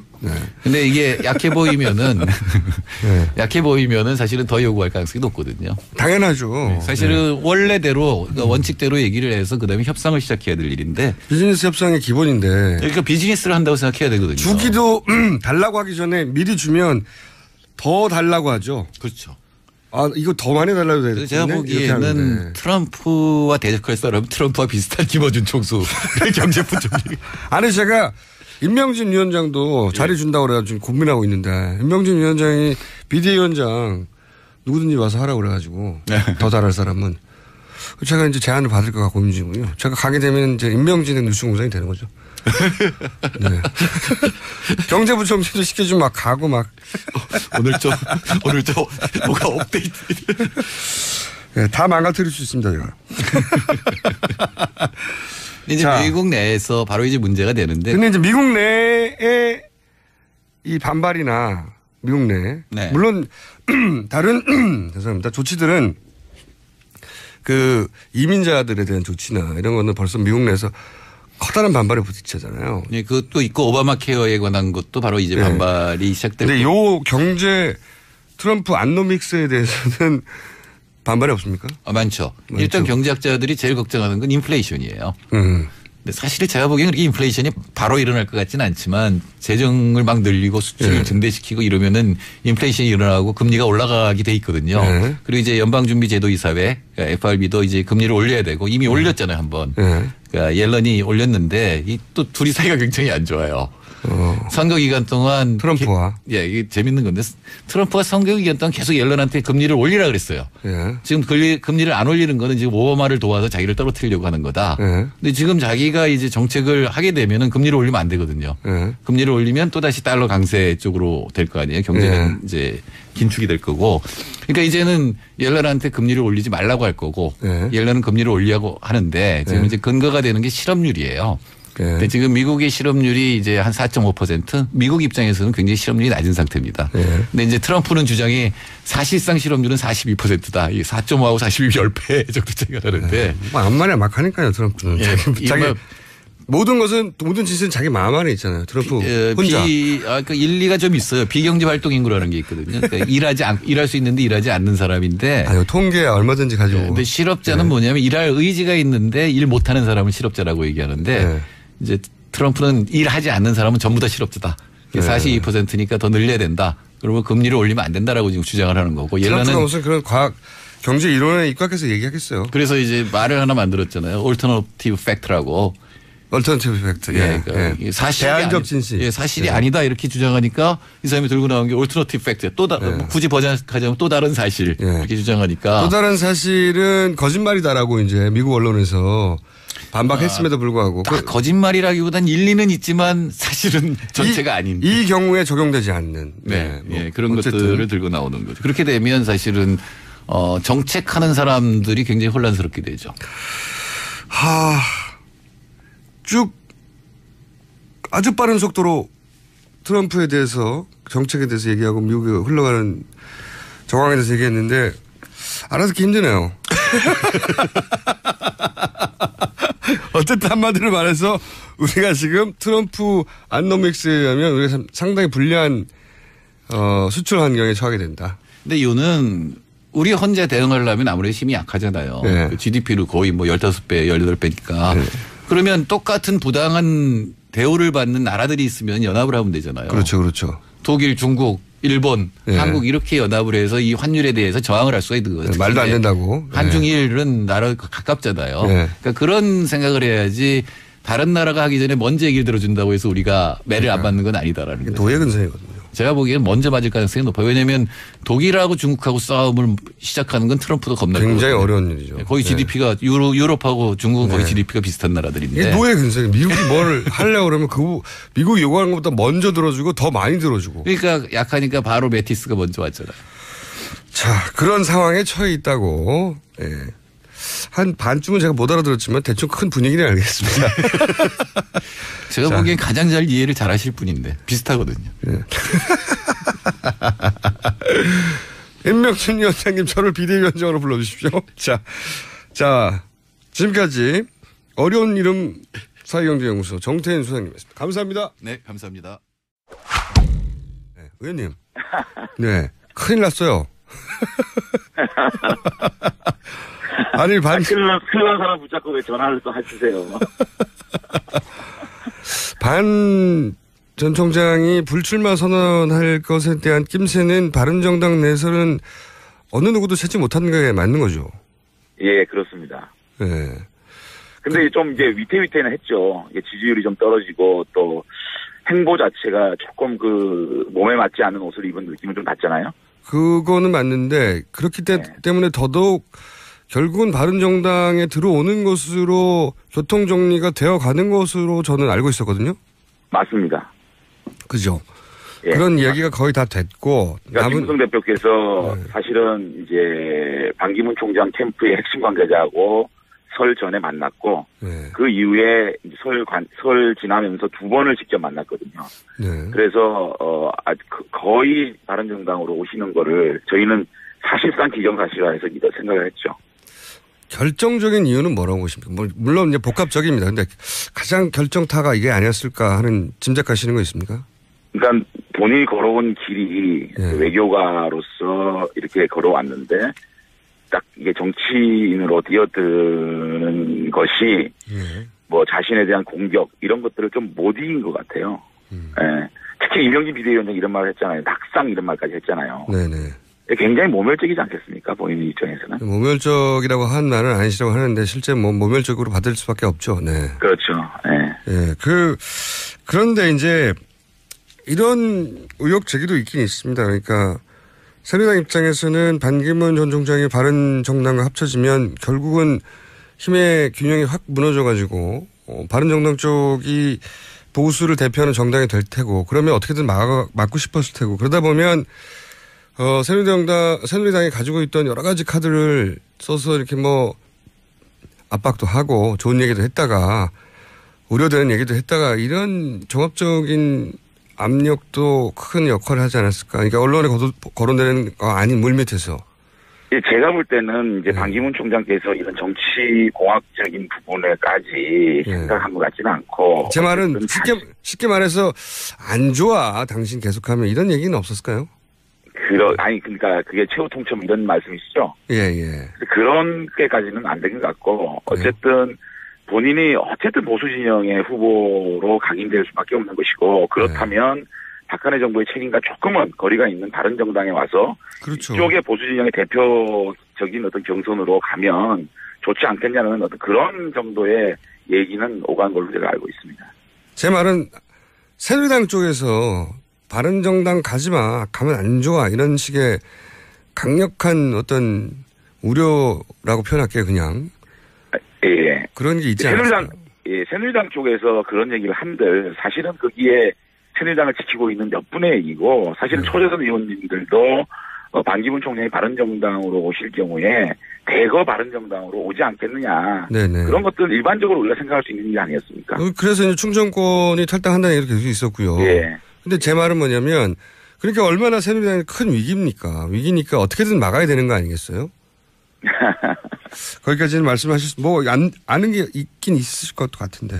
말을 안 하실 것 같아요. 새누리당 쪽에서 어떤 얘기를 한들 그것이 반기문 총장한테 어떤 영향을 줬다고 생각하지 않고 다만 새누리당에서 마저 임명진 비대위원장이 모욕적인 발언을 한 부분은 굉장히 속상했을 것이고 하나의 어떤 이유로 작용되지 않았나고 예측해보는 거죠. 비대위원장까지 나서서 공개적으로 그렇게 할 정도면 물밑에서도 얼마나 많은 작업이 있었겠느냐 제 말은 이건데요. 예. 자, 그건 그거고요. 지나가 버렸고 이제 유승민 의원이 이런 말을 했어요. 새누리당의 후보와도 이런 부사를 사용했습니다. 꺼리낌 없이 단일화 연대하는 것도 가능하다. 이게 이제 후보 입장에서는 그렇게 말할 수 있을 것 같은데 이렇게 되면은 점점 바른정당이 탈당해서 창당까지 한 취지가 무색해져가는 거 아닙니까? 결국은 단일화고.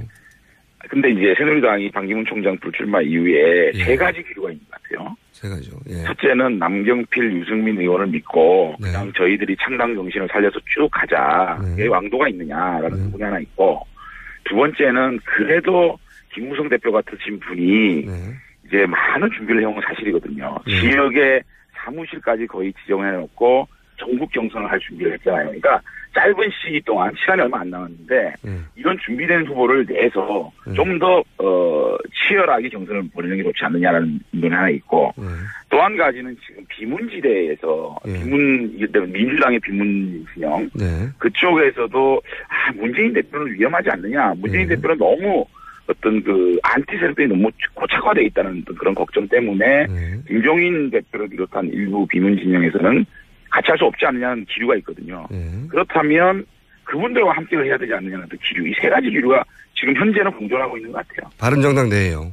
네네. 쉽게 말하면은 남경필, 유승민을 키우자 아니면은 김무성 불출마 선언했지만 차출해야 된다. 지금 강제로. 그런 기류도 분명히 있습니다. 네, 그렇겠죠. 답답하니까. 예. 그리고 답답한 상황 맞죠. 네. 거의 이긴 줄 알았던 거를 지금 친박 비박의 싸움의 관점으로 본다면 2라운드를 친박이 이긴 거예요. 1라운드는 탄핵 국면에서 비박이 이겼지만 저는 그렇게 해석하는데. 그런가요? 지켜봐야죠. 그리고 이제 바깥 세력과의 연대 이런 거 말씀하시는 건데 제 말은 뭐냐면 유승민 의원이 새누리당 후보와 단일화를 할 수 있다고 말하는 순간부터는 뭐 그럼 굳이 뭐 나올 필요가 없었냐 이런 얘기를 들 수 있다는 거죠. 그 부분은 걱정 안 하십니까? 유승민 의원이 지금 새누리당과 뭐 이렇게 보수 단일 후보 말씀하시는 거는 지금 사실은 반기문 총장께서 들어오시면 유승민 남경필이 같이 붙을 경우에 유승민 남김을 같이 붕업될 수 있는 것을 생각을 하지 않았겠습니까? 그런데 반기문 변수가 없어지다 보니까 유승민 후보 독자 후보론에 대한 비판, 그러니까 왜 그렇게 지지율이 오르지 않느냐라는 데 대해서 비판을 하기 때문에 그러면 경선을 통해서 보수의 단일 후보를 해야 되지 않느냐라는 어떻게 보면 선수를 치는 거 아닌가 생각이 좀 들어요. 아니 그 의도는 저는 충분히 이해가 가는데 이제 바깥에서 보기에 그럴 거면 뭘 탈당을 했어. 어차피 경선할 거면 안에서 경선하지. 이런 지적이 나오지 않겠냐는 거죠. 그런 비판은 나올 수가 있죠. 그렇게 쉽게 수긍하면은 아니 그런 비판 나올 수 있죠. 근데 지금은 그러면은 제 말은 이어서 바로 바른정당의 지지율 상승을 막는 어차피 뭐 나중에 합쳐지거나 단일화할 텐데 뭐 굳이 따로 지지할 필요가 있어? 이게 이렇게 연결되지 않을까요? 그렇게 물론 그런 부분들이 좀 걱정되는 부분인데 사실은 이제 그 조기 대선이 현실화되면 될수록 이게 새누리당은 사실은 황교안 총리 외에는 대안이 없는 것이고 황교안 총리 같은 경우는 지금 탄핵되기 전까지는 아무런 어떤 액션을 할 수가 없어요. 새누리당 같은 경우에는. 근데 바른정당은 그 안에서 공간이 최소한 한 달 이상은 여기서 대선 후보군에 여러 가지 논란을 일으키면서 오히려 바른정당 쪽에 시선이 모여질 수 있는 부분이 있거든요. 그 안에서 저희들이 대안을 찾아 나간다 그러면은 그 보수 진영의 경선의 대표성을 바른정당에 가질 수 있는 부분이에요. 그러니까 시간이 가면 갈수록 바른정당 쪽에 더 관심이 모이면 새누리당 의원님도 이쪽에 더 관심을 가질 수밖에 없는 상황이니까요. 오히려 그런 것은 기회로 작용될 수 있는 거죠.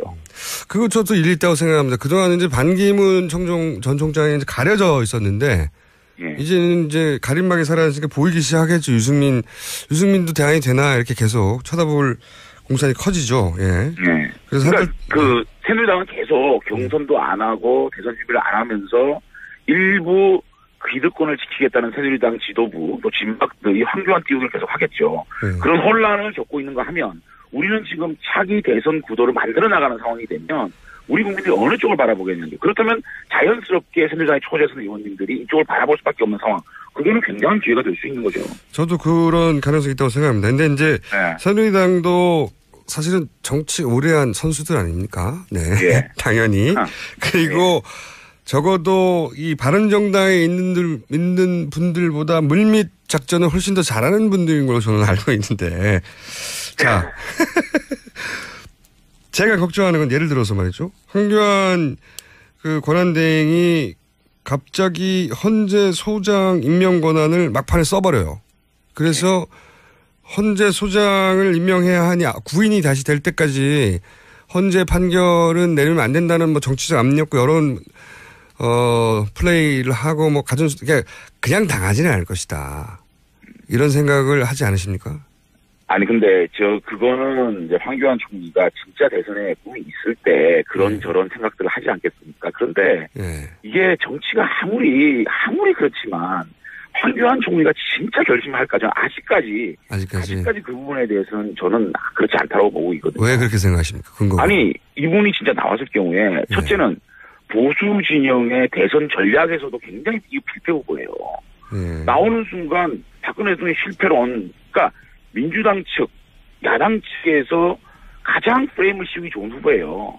박근혜 정부 책임이 없느냐라고 나오면 우리 중도층에 있는 국민이 다 돌아서거든요. 이거는 지금 뭐 보수 진영에서 마음 기댈 곳이 없어서 황교안 총리 조금 모여있는 이거를 가지고 마치 다음 대선에 이것이 모일 것이라고 생각하는 자체가 굉장히 넌센스거든요. 만약에 진짜 그런 마음을 하고 있다면은 새누리당을 비롯한 그 마지막 남은 그 보수분들이 이번 대선을 완전히 포기를 하고 마지막 남은 기득권을 우리가 잡고 이겠다. 그러면 이 진영 자체는 다 죽자는 거거든. 같이 죽자는 거 아니에요. 어떻게 정치를 그렇게 합니까? 물론 뭐 다 합리적인 지적이신데 새누리당 입장에서 어차피 이번 대선 잘못되면 어차피 죽을 건데. 아니 어차피 죽더라도 우리가 예. 건전한 야당, 그러니까 힘 있는 야당은 돼야 될 거 아닙니까? 굉장히 합리적. 예. 그것마저 붕괴하죠 그러면. 예. 진짜 이거는 우리 국민들이 용납 안 할 거예요. 우리 국민들이 어느 정도 되는 국민들인데 그거를 용납을 하겠어요. 그 굉장히 합리적인 지적이고 합리적인 판단이라면 그렇게 해야 될 텐데 지난 탄핵 국면에서 친박 진영이 그렇게 합리적으로 대응하던가요? 그래도 이게 점점 시간이 다가오면 다가올수록 네. 이 보수 진영이 전략적 선택을 할 거라고 봅니다. 저는. 알겠습니다. 이제 결국은 보수 유권자들이 가늠해 주겠죠. 그렇죠. 네. 오늘은 여기까지만 짚어보고요. 어차피 서로 어떻게 될지 모르니까 네. 간만 봤습니다. 그런데 네. 앞으로 이제 자주 간볼 상황이 생길 것 같아요. 자주 연결하겠습니다. 열심히 하겠습니다. 네, 감사합니다. 예. 지금까지 바른정당의 장제원 대변인이었습니다.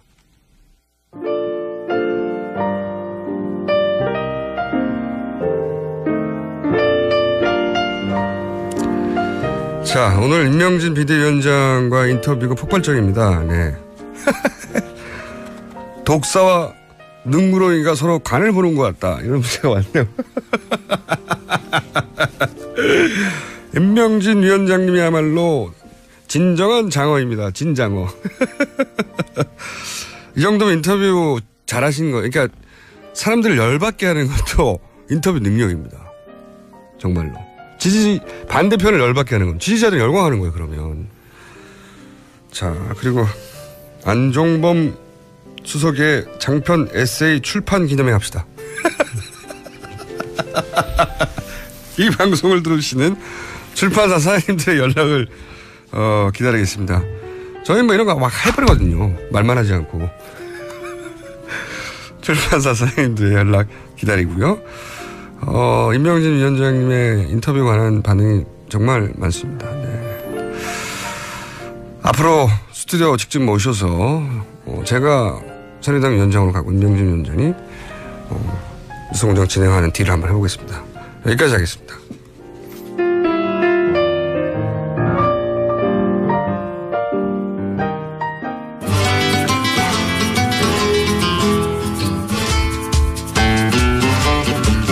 자, 저는 이분 이름을 얘기할 때마다 대행이라고 막 자꾸 말하고 싶어요. 그러지 마세요.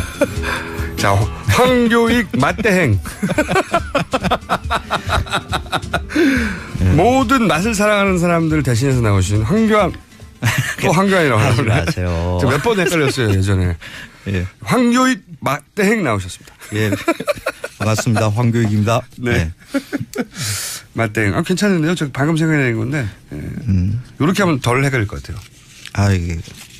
이게 별로 제가 이름이 끝자리가 한자 차이로 해서 이렇게 언론사에서 오자도 내고 이래요. 여러분들이 머릿속에서 착각하면서 네. 저도 뉴스 브리핑 하다가 네. 황교안 전 총리를 황교익이라고 하기도 하고 몇 번 했어요. 그러지 마세요. 네, 맛대행 나오셨습니다. 맛대행. 기분 별로 안 좋습니다. 네. 제가 황교안 지금 또 전 총리라고 자꾸 하고 이제 대통령 후보로 나설 거라는 생각 때문인지 자꾸 전 총리라고 하고 그 분을 이제 황대행이라고 부르거든요. 안 헷갈리려고. 네. 맛대행이라고 부르겠습니다. 오늘 주제는 뭡니까? 슬로푸드 이야기를 하려고 그래요. 슬로푸드. 한식 세계와 관련한 여러 자료들을 보면 한국 음식의 특징 중에 하나를 두고 슬로푸드다.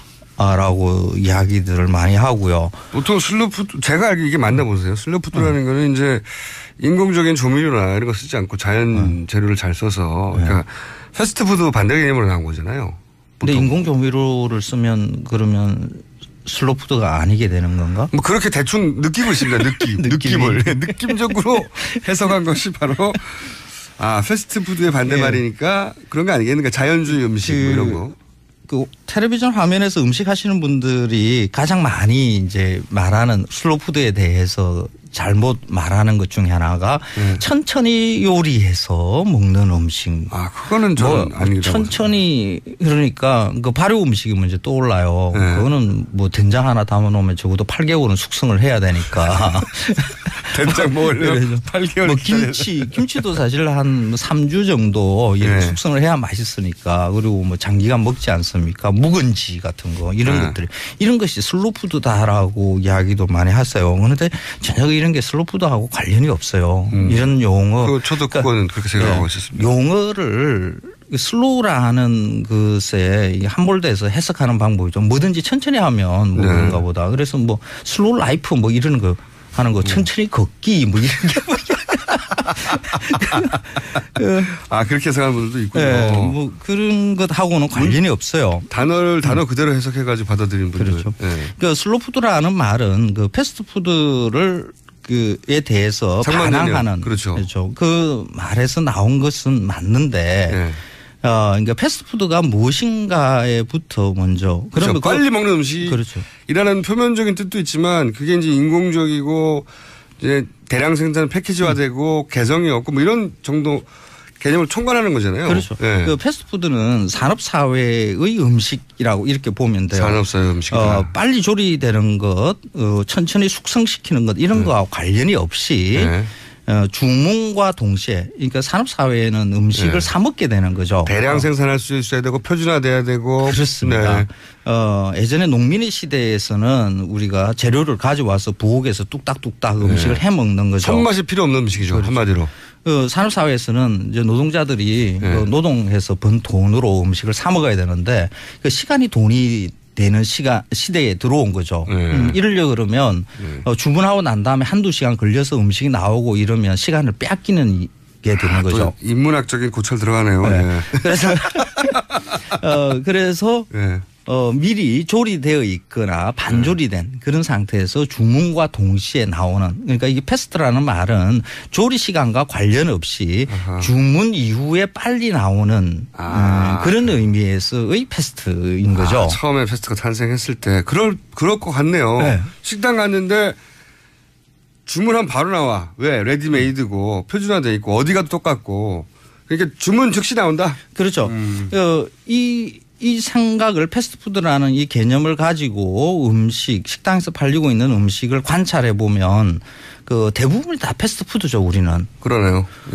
우리는 햄버거를 두고 패스트푸드라 그러고 한국의 전통 음식인 비빔밥은 슬로푸드 이렇게 이야기를 해요. 그런데 요즘 비빔밥 집에 가서 주문하면 그 햄버거만큼 빨리 나와요.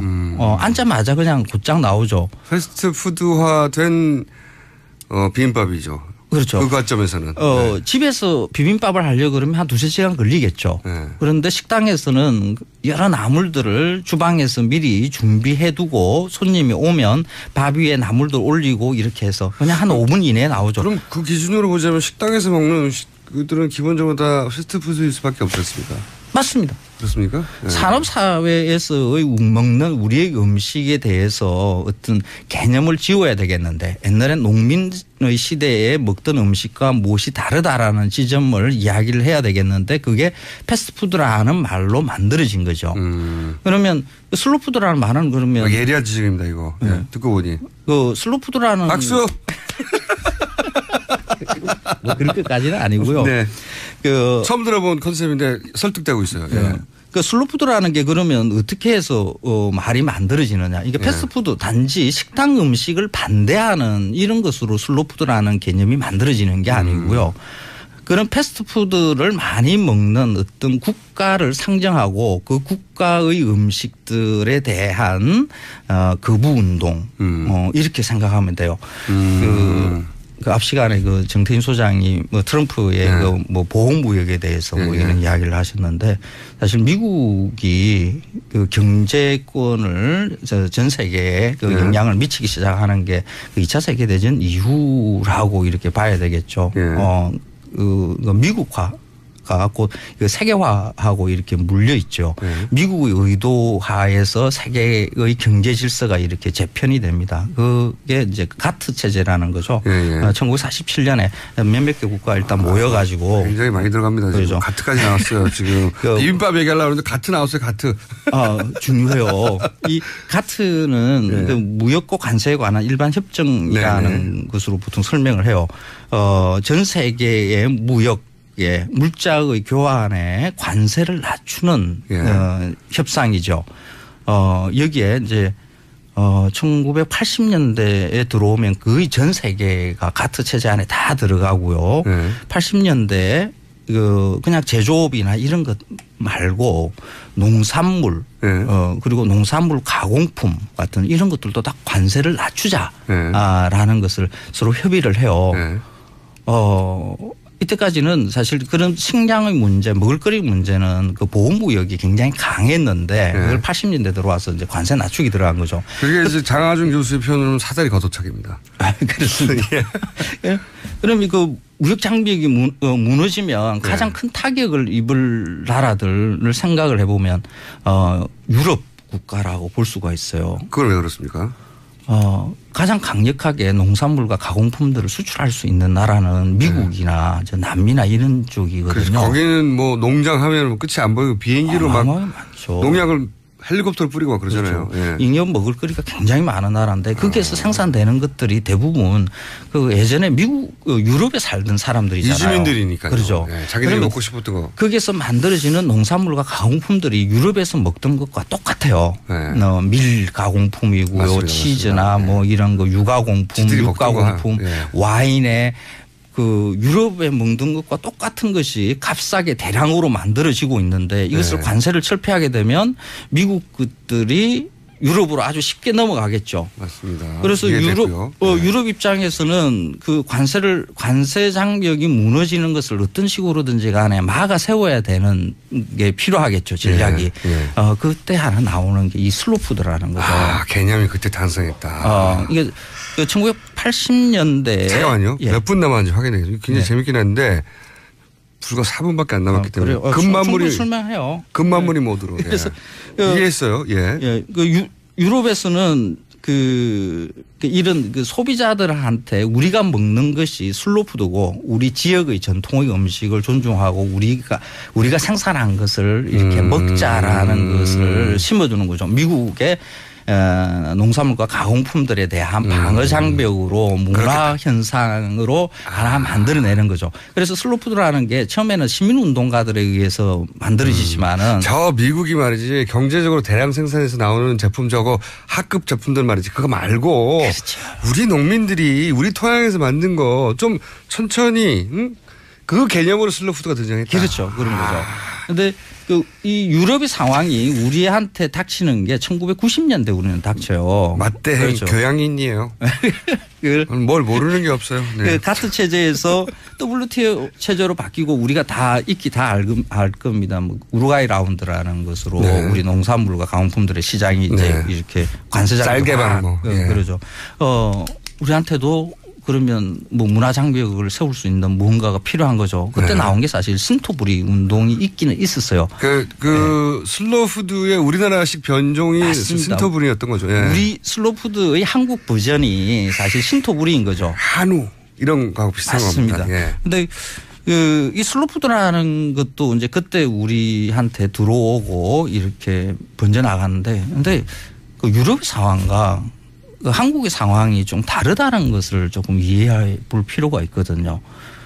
유럽은 기본적으로 식량 자급률이 거의 100% 이상 넘어가요. 낙농국가예요, 사실 그렇죠. 거기가. 그러니까 미국 거를 우리가 거부하면서도 먹고 살 수가 있죠. 유럽은. 그런데 우리는 곡물 자급률이 한 20%대밖에 안 돼요. 그래서 에너지 기준으로 보다 한 40%대의 자급률을 가지고 있거든요. 우리는 글로벌 푸드를 구입해서 먹어야 될 수밖에 없는 처지에 있는 거죠. 그러니까 우리는 본질적으로 슬로푸드라는 게 만들어질 수 없는 토양입니까? 환경입니까 현재? 그렇죠. 우리 땅은 굉장히 좁아요. 슬로푸드 단어 쓰지 말라는 얘기네요.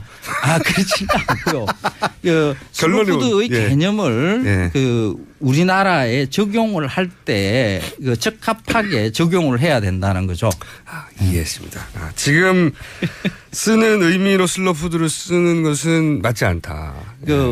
유럽의 것도 우리가 이제 이런 뭐 인문학적인 용어, 정치적인 용어 이런 것들을 가져올 때 외국 것을 많이 가져와요. 그걸 우리의 토양에 맞는 건가, 우리의 정치 경제 환경에 맞는 건가를 따져보면서 그 용어를 가져오고 이용을 해야 된다는 거죠. 그러면서 이제 패스트푸드는 과연 나쁜 것인가 이 말을 하셔야 평상시에 그 맛땡의 스타일인데 시간이 없네요. 패스트푸드 노동자로 살기 위해서는 그냥 패스트푸드가 우리가 먹는 일상의 음식이 다 패스트푸드라고 생각하시면 식당 됩니다. 가서 밥 어떻게 안 먹냐. 그렇죠. 그렇게 먹고 살아야죠.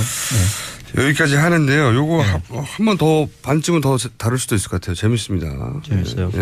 다음에 뭐 신토부리 이야기. 괜히 똑똑해진 느낌도 나고요. 그래요. 밥 먹으면서 슬로푸드가 뭔지 알아? 황 맛땡이 말씀하셨어. 유럽에서 탄생한 개념이야 이게. 우리하고는 안 맞을 수 있다. 회 한번 쩍 타면서요. 근데 더 물어보기 어려워요. 전혀 모르는 분야라서. 그렇게 제압하는 거죠. 그래서 특검이 중요합니다. 박근혜 대통령이 하나은행 회장한테 직접 전화라고 했던 거 아닙니까 이게? 예, 안종범 전 수석의 진술인데요. 대통령이 지시를 받아서 KB하나금융그룹 회장에게 직접 전화했다라는 거고요. 처음에는 그 본부장 승진 직급이 안 된다라는 이유로요. 원하는 직급까지 못 달아줬습니다. 그래서 삼성타운 지점장을 발령냈었는데 그러니까 다시 전화 걸어서 글로벌 금융본부장 보내야 한다. 다시 한번 압박을 줘서 결국 그 자리에 갔습니다. 이게 또 한 번 연결되는 뉴스예요. 그러니까 정유라에게 말판 사람이 독대한 거잖아요. 이번에는 정유라가 거기서 승마를 할 수 있게 대출을 해주고 도와준 사람을 국내 귀국하니까 어디 직급을 찍어서 지금 거기다가 이 사람을 승진시켜서 발령하라고 대통령 지시로 하나은행 회장이 전화했다는 거 아닙니까? 예, 민간 인사에 개입한 거죠, 이것도.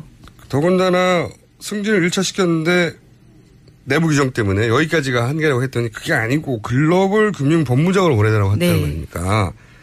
이 직책을 왜 찍었겠어요? 아마 해외 거래, 금융거래를 총괄하니까 필요했던 거죠.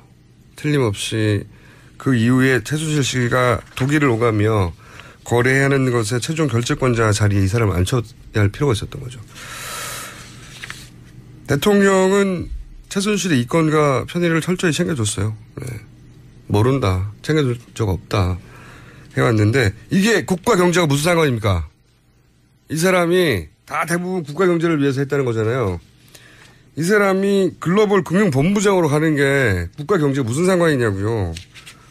근데 그런데도 아니라고 하는 거 보면 참 한편으로는 대단한 분이에요. 대단하시죠. 네, 정말 대단한 분이에요. 머리에서 자동으로 자기 합리화가 되나 봐요. 그리고 자기가 한 거짓말을 스스로 믿는 능력이 탁월한 분인 것 같아요. 앞에 했던 말을 까먹을 수도.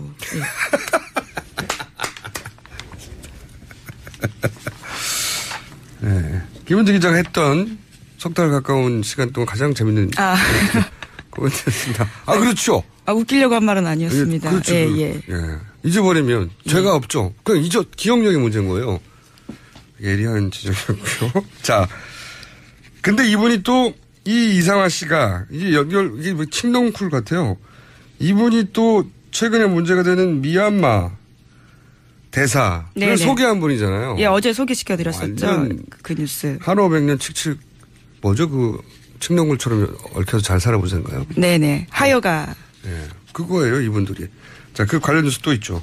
네, 장시호 씨가 태블릿 PC 냈다라는 것도 소개 한번 시켜드린 적이 있는데요. 그 태블릿 PC에는 최순실 씨가 이 이상화 KB 하나은행 본부장과 주고받은 이메일이 여러 건 나왔다고 합니다. 그에 대해서 이상하다고 여겼던 특검이 그러니까 이 태블릿에서 최순실 씨가 이 바로 이상화 씨하고 주고받은 메일을 그렇죠. 확인했고. 예.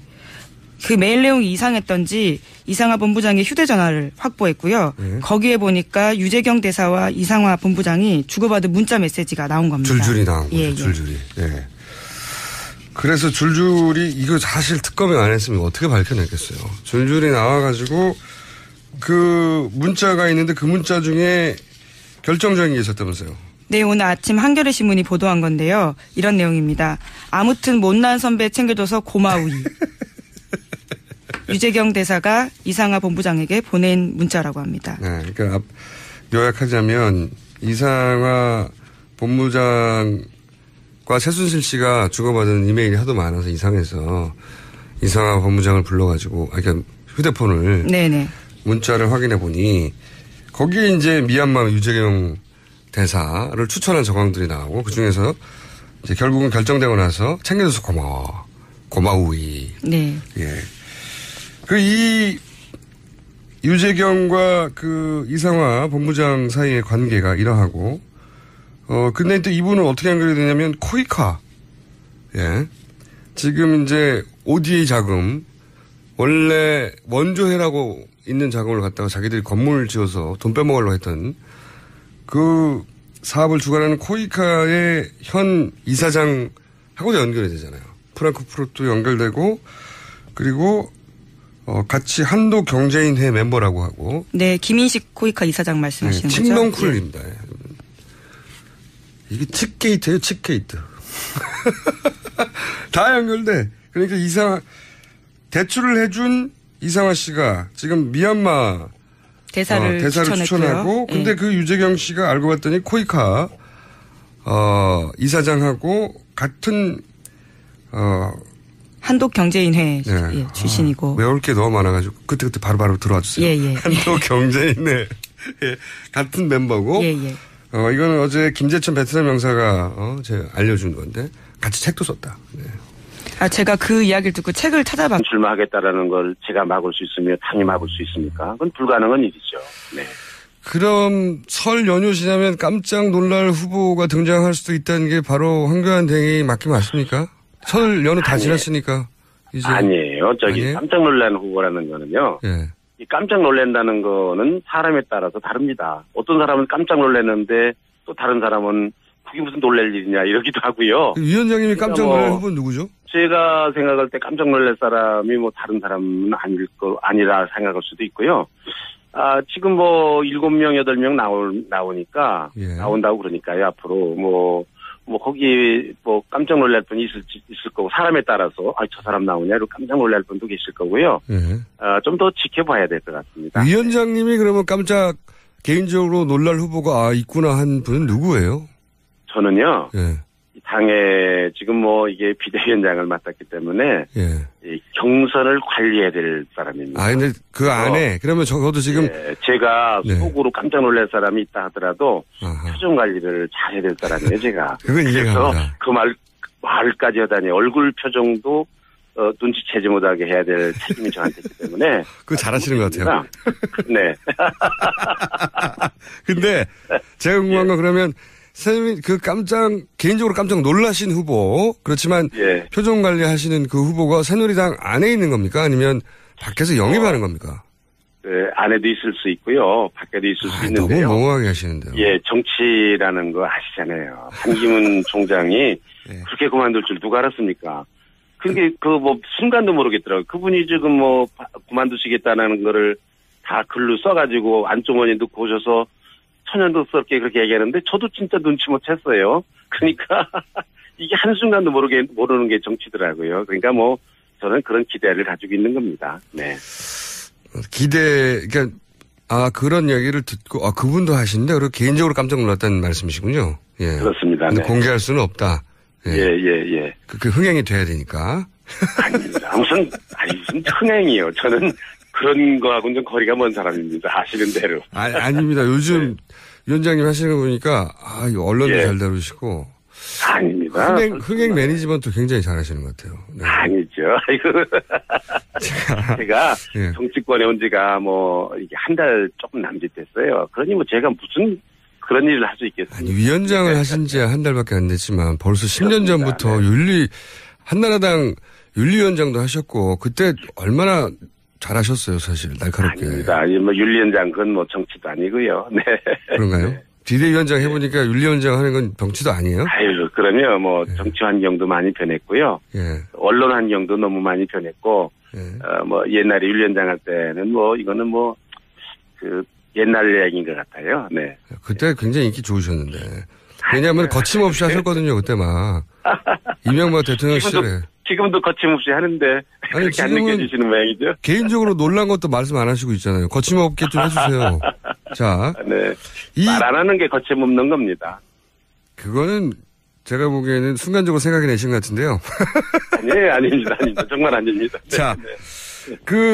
황교안 대행 출마 여부를 따지기 이전에 이게 이제 이런 예. 얘기 있습니다. 탄핵 국면에 원죄라고 표현할게요. 원죄가 있는 새누리당이 연속해서 또 정권을 달랠 자격이 있느냐 이런 지적이 분명히 있고 그것도 일리 있죠. 제가 한 얘기인데 누가 또 제 얘기를 따서 했습니까?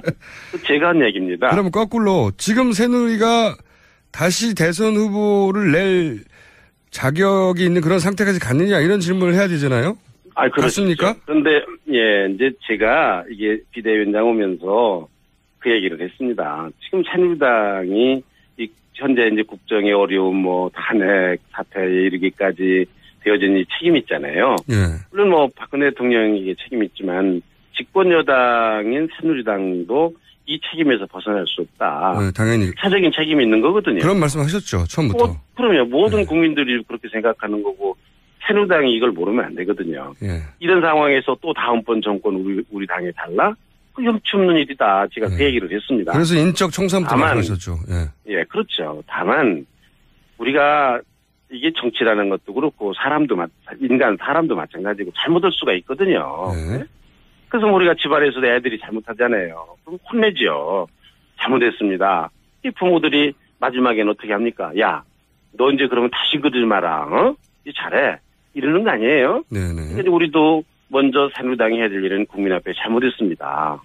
신정으로 사과를 하고 그리고 다시 좀 할 수 있도록 좀 해주세요. 뭐 이렇게 용서를 구하는 게 마땅한 거 아닙니까? 그렇죠. 예. 제가 얘기한 거는 그런 잘못도 뉘우치지 않고 뻔뻔하게 예. 뭐 우리가 또 한번 하겠습니다. 그건 도리가 아니거든요. 거기까지 동의가 되는데 그러면 제가 말씀드리는 건 그런 반성과 사과와 어떤 뭐 성찰 이것이 이제는 다시 대선 후보를 낼 만큼 그런 단계까지 왔나요? 제가 궁금한 건 그겁니다. 그거를 이제 저는 이게 포탈이 제목을 뭘로 뽑아서 관련 기사 중 수천 개 중에 하나를 메인으로 뽑아내냐.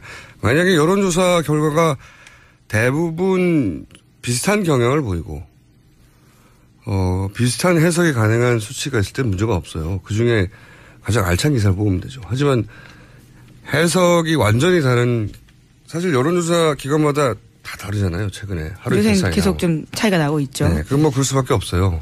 왜냐하면 임팩트가 있는 사건 불출마가 있은 지 하루밖에 안 지났기 때문에 아직 충분히 사람들한테 이제 어떻게 받아봐야 될지 결정되지 않아서 달라질 수 있는데 조사 방법이 달라서 그럴 수도 있고 완전히 다를 때 한 가지만을 선택해가지고 맨 앞에 제목을 이렇게 딱 걸쳐놓으면 대단히 큰 영향을 미치거든요. 아 이렇게 됐구나 하고 사람들 인식에 영향을 미치고 그 인식은 제가 말씀드린 구도에 영향을 미치는데 구도가 뭐냐에 따라서 사람들이 선택되는 거예요. 후보들이 사람들 머릿속에. 그러니까 이거는 선거에 개입하는 것과 마찬가지 효과입니다. 실제로는. 굉장히 중요하죠. 근데 그걸 왜 IT 기업이 하죠? 이렇게 상반될 때는 그냥 특히나 상반될 때는 관련 여론조사 클릭하면 모든 해석을 동시에 볼 수 있게 나오는 게 맞죠. 안 그렇습니까? 네, 네이버가 이 뉴스를 주시해서 듣고 있어야 되겠네요. 이 말씀을. 저만 이렇게 생각하는 건 전 아닐 거라고 보는데, 예. 많은 분들이 그런 관점에서 뉴스를 봐야 된다. 그리고 매일매일 이건 문제 있다고 지적해야 하고, 어떤 시점에 이르면 네이버와 저는 전화도 해볼 생각입니다. 누가 결정하는 거죠? 왜 그렇게 결정하는 거죠? 라고. 사례가 좀 쌓이면 해볼 생각입니다. 자, 첫 번째 뉴스는 뭡니까? 네, 독일의 말 중개업자가 2013년 10월에 최순실 씨의 초청을 받아서 청와대에서 박 대통령과 독대했다라는 뉴스타파의 단독 보도인데요. 이 해당 말 중개업자는 청와대에 들어갈 때 공식 출입 절차도 거치지 않았고요. 게다가 대통령은 당일에 공식 일정이 없었다라고 합니다. 박근혜 대통령이 이제 정유라를 어릴 때 보고는 보지 못했고, 요 말의 요지는, 아니, 내가 크게 관심을 가져야 될 이유가 뭐가 있냐. 친구에 따르지만 어릴 때 보고 못 봤다. 이런 얘기인데, 정유라한테 말 판 사람을 왜 독대합니까? 그게 궁금하네요, 저도.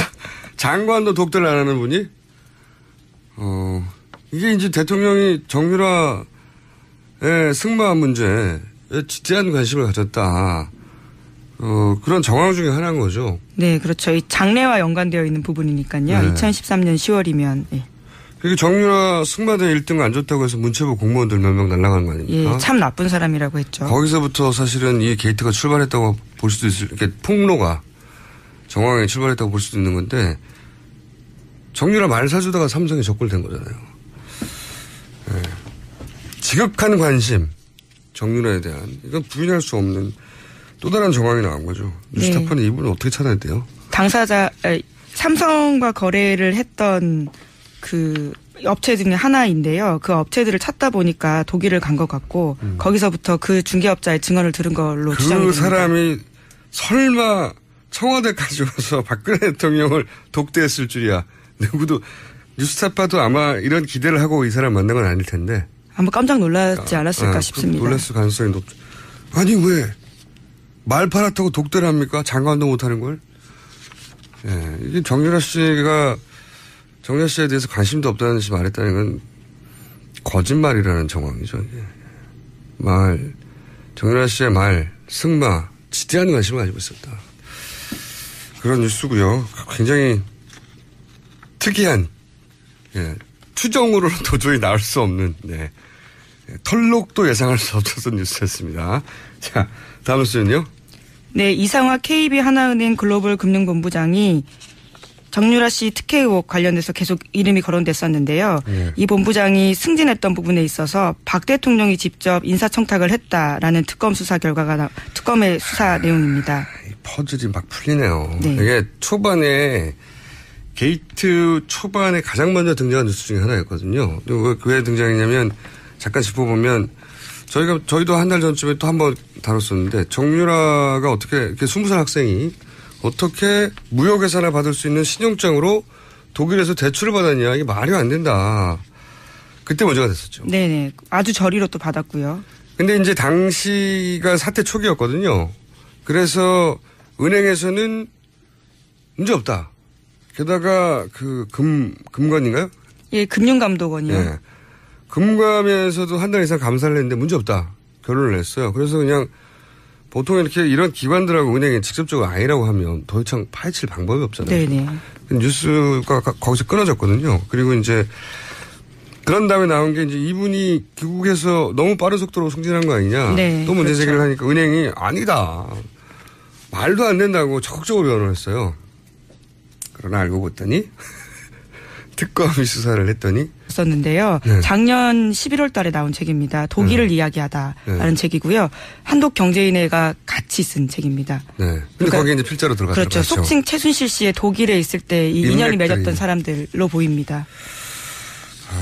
칙농쿨이나 칙농쿨 척척척척. 이게 이제 여기까지 밝혀진 거 더 있을 수도 있어요. 네. 이 사람 소개하고 이 사람 소개하고 그 끝에 이제 최순실 씨가 있고 그 최순실 씨가 이 사람들을 요지에 다 꽂고 그 꽂는 역할을 할 때 결정적으로 대통령이 직접 해당 기관이나 대통령이 임명권으로 대사를 꼽거나 대통령이 그렇죠. 경제수석을 통해서 회장에 전화해서 이 사람 거기 자리에 가라고 하거나 너무 명백하지 않습니까? 너무 명백한데 왜 아니라고 하죠? 대통령은 지난번 인터뷰에서 최순실 씨는 문화 쪽 외에는 개입한 적이 없다 이렇게 문제는 이야기했었죠. 이미 밝혀졌으니까 차은택 씨라고. 차은택 씨 정도지 나머지는 없다고 한 건데 너무 많아요. 추가적으로 한 사람 더 있다가 아니라 너무 많아요. 네. 다음 뉴스는요? 예, 인사 개입 건 또 하나 더 있습니다. 오늘 한겨레 신문이 또 보도한 건데요. 최순실 씨가 관세청 핵심 간부들에 대한 인사 개입을 했고 그 대가로 상품권도 받았다라는 겁니다. 관세청. 예. 이거는 외환 금융거래를 총괄하는 글로벌 금융본부장에 이성화 씨를 인사하라고 요구한 것과 맥이 닿는 뉴스네요. 해외에 물건들이 전화될 때나 결국은 이제 관세청 관할하에 있는데 최순실 씨 물건이 거기 뭐가 들었는지 확인하지 않고 넘어갈 수 있는 그런 개연성 있는 인사초. 네, 그렇죠. 관세청. 거기 인사까지 건드렸다라는 건데요. 안 한 게 없어요. 안 하는데. 자기한테 방해가 되는 거는 다 자기 사람을 꽂아서 자기 하고 싶은 대로 하는 구도를 만들려고 했던 정황이 드러나고 있는 거고요. 드러난 정도가 아니라 막 너무 많아요. 네. 다음 뉴스는요? 네. 미얀마 K타운 프로젝트와 관련해서요. 최순실 씨가 장시호 씨한테 이런 이야기를 했다고 합니다. 나라 돈이 들어간 주식이니 잘 보관하라. 이 주식이 우리를 대대손손 먹고 살게 해줄 것이니 공증도 받아둬라. 이렇게 했다는 겁니다. 대대손손 먹고 살게 해줄 것이다. 예. 그러니까 미얀마 K타운에다가 건물 지어가지고 거기 이권 개입하고 거기서 계속 나오는 커미션이나 또는 뭐 리베이트나 주구장창 먹고 살려고 했다는 게 드러나는 거죠. 이건 장시호 씨의 얘기인데. 네. 헌재 변호인단은 끊임없이 고용태와 노승일 일당이 그 최순실을 이용하여 해먹으려다가 이제 그게 발각됐죠. 최순실에게 다 뒤집어 씌운다. 이 프레임이거든요. 네. 장시호 씨는 어떡합니까? 족한데 이거. 그 프레임에 안 들어가잖아요. 장시호 씨는 어떻게 해요? 그 프레임으로. 자, 시간이 몇 분밖에 없습니다. 자, 대대손손 먹고 살 거라고 생각하고 이 모든 걸 했다는 거잖아요. 그런 속내가 보이는 말이죠. 네. 그거를 예를 들어서 고영태 씨나 노승일 씨나 입장이 갈라진 사람들이 아니라 물론 장시호 씨도 저는 입장이 이제 재산을 또 갈라졌다고 추정하고 있지만 가족이잖아요. 가족. 그러면은 박근혜 대통령의 헌재 변호인단은 장시호 씨도 이제 어디 끼워넣어야 돼요. 거기다가. 그렇죠. 예, 그 프레임으로 가려면. 가족이지만 그다음부터 설명을 어떻게 하죠? 그 효과적인 변호 전략이 아니라고 보는데 어쨌든 그거밖에 없으니 그렇게 하겠죠. 다음 뉴스는 뭡니까? 네, 특검이 김영재 원장의 부인 박채윤 씨에 대해서 사전 구속영장을 청구했습니다. 박 씨는 수천만 원 상당의 뇌물을 안종범 전 수석 쪽에 건넨 혐의를 받고 있습니다. 제가 특검이 영리하다고 생각하는 건 지난번에 한 말씀드렸지만 예상치 못한 곳에서 허점을 파고들어서 쑥 뒤밀어요. 이거가 잡힐 거라고 생각하지는 않았을 것 같아요. 계속 7시간만 신경 쓰고 있는데 갑자기 특혜성. 이거 뇌물이거든요. 예, 당연히.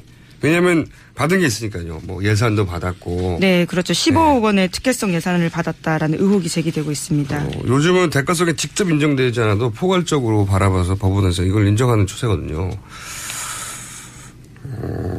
구속영장이 발부되느냐 아니냐 개인적으로 초미의 관심입니다. 왜냐하면 지난번에 대통령과 가까운 분 거리가 가까울수록 기각되는 거 아니냐 제가 한번. 네네. 최경희 총장 기각됐을 때 그런 말씀. 다 구속됐는데 맨 위에 있는 사람이 기각됐잖아요. 이분도 사실은 건이 대통령과 굉장히 가깝거든요. 이분이 소위 보안 손님으로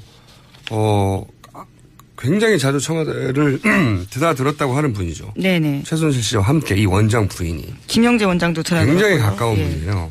거리상으로는. 사적인 친밀도는 모르겠지만 한 달이 건너면 대통령이 뭘 그때 무슨 말을 했는지 물어볼 대상이 되는 사람인데 그래서 저는 구속영장 기각 보통 사건이라면 이 정도면 구속돼야 되거든요. 네. 명백해서. 근데 이제 구속영장 기각의 가능성이 상당히 높다는 생각이 듭니다. 자, 앞으로도 뉴스를 한두 개 정도는 할 수 있을 것 같아요. 네. 네, 특검이 추가로 확보한 안종범 전 수석의 수첩 40건인데요. 여기에서 또 새로운 내용이 나왔습니다. 40건, 예. 40건. 예. 그 전에 17건인가 그러잖아요. 그렇습니다. 대박이 났네요. 대박이 났어 이거. 예, 혹자는 사관이라는 표현까지 하고 있습니다. 안종범 전 수석이 워낙 기록을 많이 하셔서요. 이 이야기는 두 가지 의미가 있어요. 하나는 그만큼 대통령이 쏟아낸 이권이 많다는 거예요. 보통 안종범 수석은 이 수첩이 많았던 이유가 너무 많은 걸 쏟아내서 계속 받아적기 바빴다. 그렇죠. 1시간 동안 쏟아낸 적도 있다고 했잖아요. 예, 잘 받아적고 있냐라고 질책도 네. 하기도 하고요. 그래서 그러면서 뭔가를 읽는 것 같다고 말했고 저도 읽지 않는 한 1시간 동안 그 많은 이름과 구체적인 직책들 이거 어떻게 다 외웁니까? 하나은행의 글로벌 금융본부장이라고 하는 직책이 있는지 어떻게 알아요? 몰라요. 그렇죠. 예. 하나은행에 있는 사람들만 아는 거죠. 외부 사람 절대 모른단 말이죠. 이건 근데 구체적으로 특정해서 어떤 사람을 이 자리로 보내라고 하는 거잖아요. 엄청나게 많은 이권 개입이 드러날 금고가 열린 거죠. 이게 사관 맞아요. 네. 앞으로 역사는 이것을 정범실록이라고 기록해야 됩니다. 네. 안마천이라고 불러야 됩니다. 안마천. 네. 두 번째 하나 더 있어요. 두 번째 예. 의미는 17건 가지고도 아직도 다 수사가 안 됐어요. 그렇죠. 40건이 추가로 나왔어요. 특검을 한 달이 아니라 이건 몇 달을 연장해야 되는 사람. 물론 법 때문에 한 달밖에 못 하는데 그것도 안 하려고 그러겠죠. 40건이 나왔어요. 다시 시작해 처음부터. 그리고 17건은 사실 최근 게 아니고 그 이전 거였잖아요. 예, 시기상으로 그렇습니다. 2년 전까지 일어난 말이에요. 예. 거의. 근데 이건 최근까지거든요. 네. 그 최순실 게이트가 터지고 나서도 쓰여 있는 내용들이 있는데요. 그러니까 고만둘 때 예. 잡혀가기 직전까지 그렇죠. 계속 썼던 거라는 예. 말이죠. 직전까지 수석이었으니까요. 거의. 이거 대박이 난 겁니다. 이건 특검 1년 연장해야 돼. 1년 연장. 야, 이거 왜 주장 안 하죠 지금? 특검 연장해야 된다는. 저는 이 40건 나왔다는 뉴스 하나만 가지고도 얼마나 많은 내용이 나올까 싶은데. 예, 거기서 어제 새로운 내용이 벌써 하나 나왔습니다. 하나 나왔어요? 예. 네. SBS 보도인데요. 박 대통령이 지난해 9월 국정감사를 앞두고 세 군데 상임위를 콕 찍어서 삼성 인사들이 증인으로 출석하지 않게 하라라는 지시를 내렸다라는 기록을 써놨고요. 새로운 게 나왔네요. 예. 바로. 네. 안전수석이 그 내용이 맞다라고 확인해 준 겁니다. 왜 삼성만 찍어서. 네. 삼성은 국정감사에 나가면 안 된다고 대통령이 찍어서 상임위 몇 가지 거론하면서 여기 나가지 예. 않게 하라고 했다는 거 아닙니까? 결국은 안 나왔어요. 네. 자, 이만하면은 중요한 뉴스는 다 훑었습니까? 네네. 알겠습니다. 오늘 여기까지 하겠습니다. 특별 연장해야 합니다, 이거. 지금 안마천께서 종범실록을 남긴 것이 네네. 집에서 발굴된 거예요, 지금. 주택에서. 예, 사료가 발굴된 거죠. 예. 너무 예. 40건이나 나올 줄 저도 몇 건은 더 있겠지 했는데 왜냐면 그 이전에 2년간은 기록했는데 그 사이는 기록 안 했겠어 있을 거라고. 근데 없애지 않았을까. 최근 거는 40건이 어딘가에서 나왔네요. 이게 나온 걸까요? 아니면 안전범 전 수석의 가족이 낸 걸까요? 예, 압수수색 당한 걸로 알고 있습니다. 물론 집에 있던. 예. 물론 전차는 그랬겠지만 이걸 예, 예. 버리려면 얼마든지 버릴 수 있잖아요. 근데 쭉 지고 있다가 낸 게 아닐까 하는 생각도 합니다. 네. 자, 감사합니다. 안정분 수석에 큰 감사를 보내면서 오늘 여기까지 하겠습니다. 지금까지. 예, 시사인 김은지였습니다. 감사합니다. 반갑습니다, 위원장님. 안녕하십니까? 네. 네. 저희가 처음 위원장님 되셨을 때부터 줄기차게 섭외를 했는데. 아, 그러셨습니까? 네. 저희 애타는 섭외를 왜 거절하셨어요, 그동안? 아, 죄송합니다. 제가 무슨 대선 후보도 아니고 그러니까 가능하면 이제 언론 인터뷰 필요한 것 이상 안 하려고 그렇게 자제를 하고 있습니다. 네. 다른 것은 많이 하셨던데요. 예, 죄송합니다. 네. 네. 네. 위원장님, 제가 중요한 본론부터 바로 여쭤보면 황교안 권한대행은 대선 출마하나요? 글쎄, 그거 있잖아요. 예. 저도 모르는 일이고요. 예. 제가 보기에는 황교안 대행도 모를 겁니다. 지금 이거, 대선에 나와야 된다는 황교안 권한대행이 그거는요. 네. 이게 누가 나와라 그래서 나온 것도 아니고 본인이 하겠다는 것도 아니고. 네. 국민들이 지금 얘기를 하고 있는 겁니다. 보수 지지층이 원하는 거죠, 지금. 예. 예, 국민들이 원하는 거지. 제가 얘기한 적도 없고요. 예. 본인이 얘기한 적도 없는 걸로 알고 있고요. 예. 국민들이 그러시니까 이거를 우리가 사실 그대로 받아들여야지 부정할 수는 없는 거 아닙니까? 네, 맞습니다. 네. 네. 그러면 제가 궁금한 건, 어느 순간 본인이 출마하고자 한다면 적어도, 막지 않으시는 거죠. 그 입장은 있으신 거죠. 그죠? 예. 아니, 지금 우리 당에도 지금 대선 출마하겠다는 분들이 여러 계세요. 7-8명쯤 계세요, 지금. 그렇게 많습니까? 잠재적으로. 네. 예, 그런데 어떻게 무슨 재주로, 무슨 권리로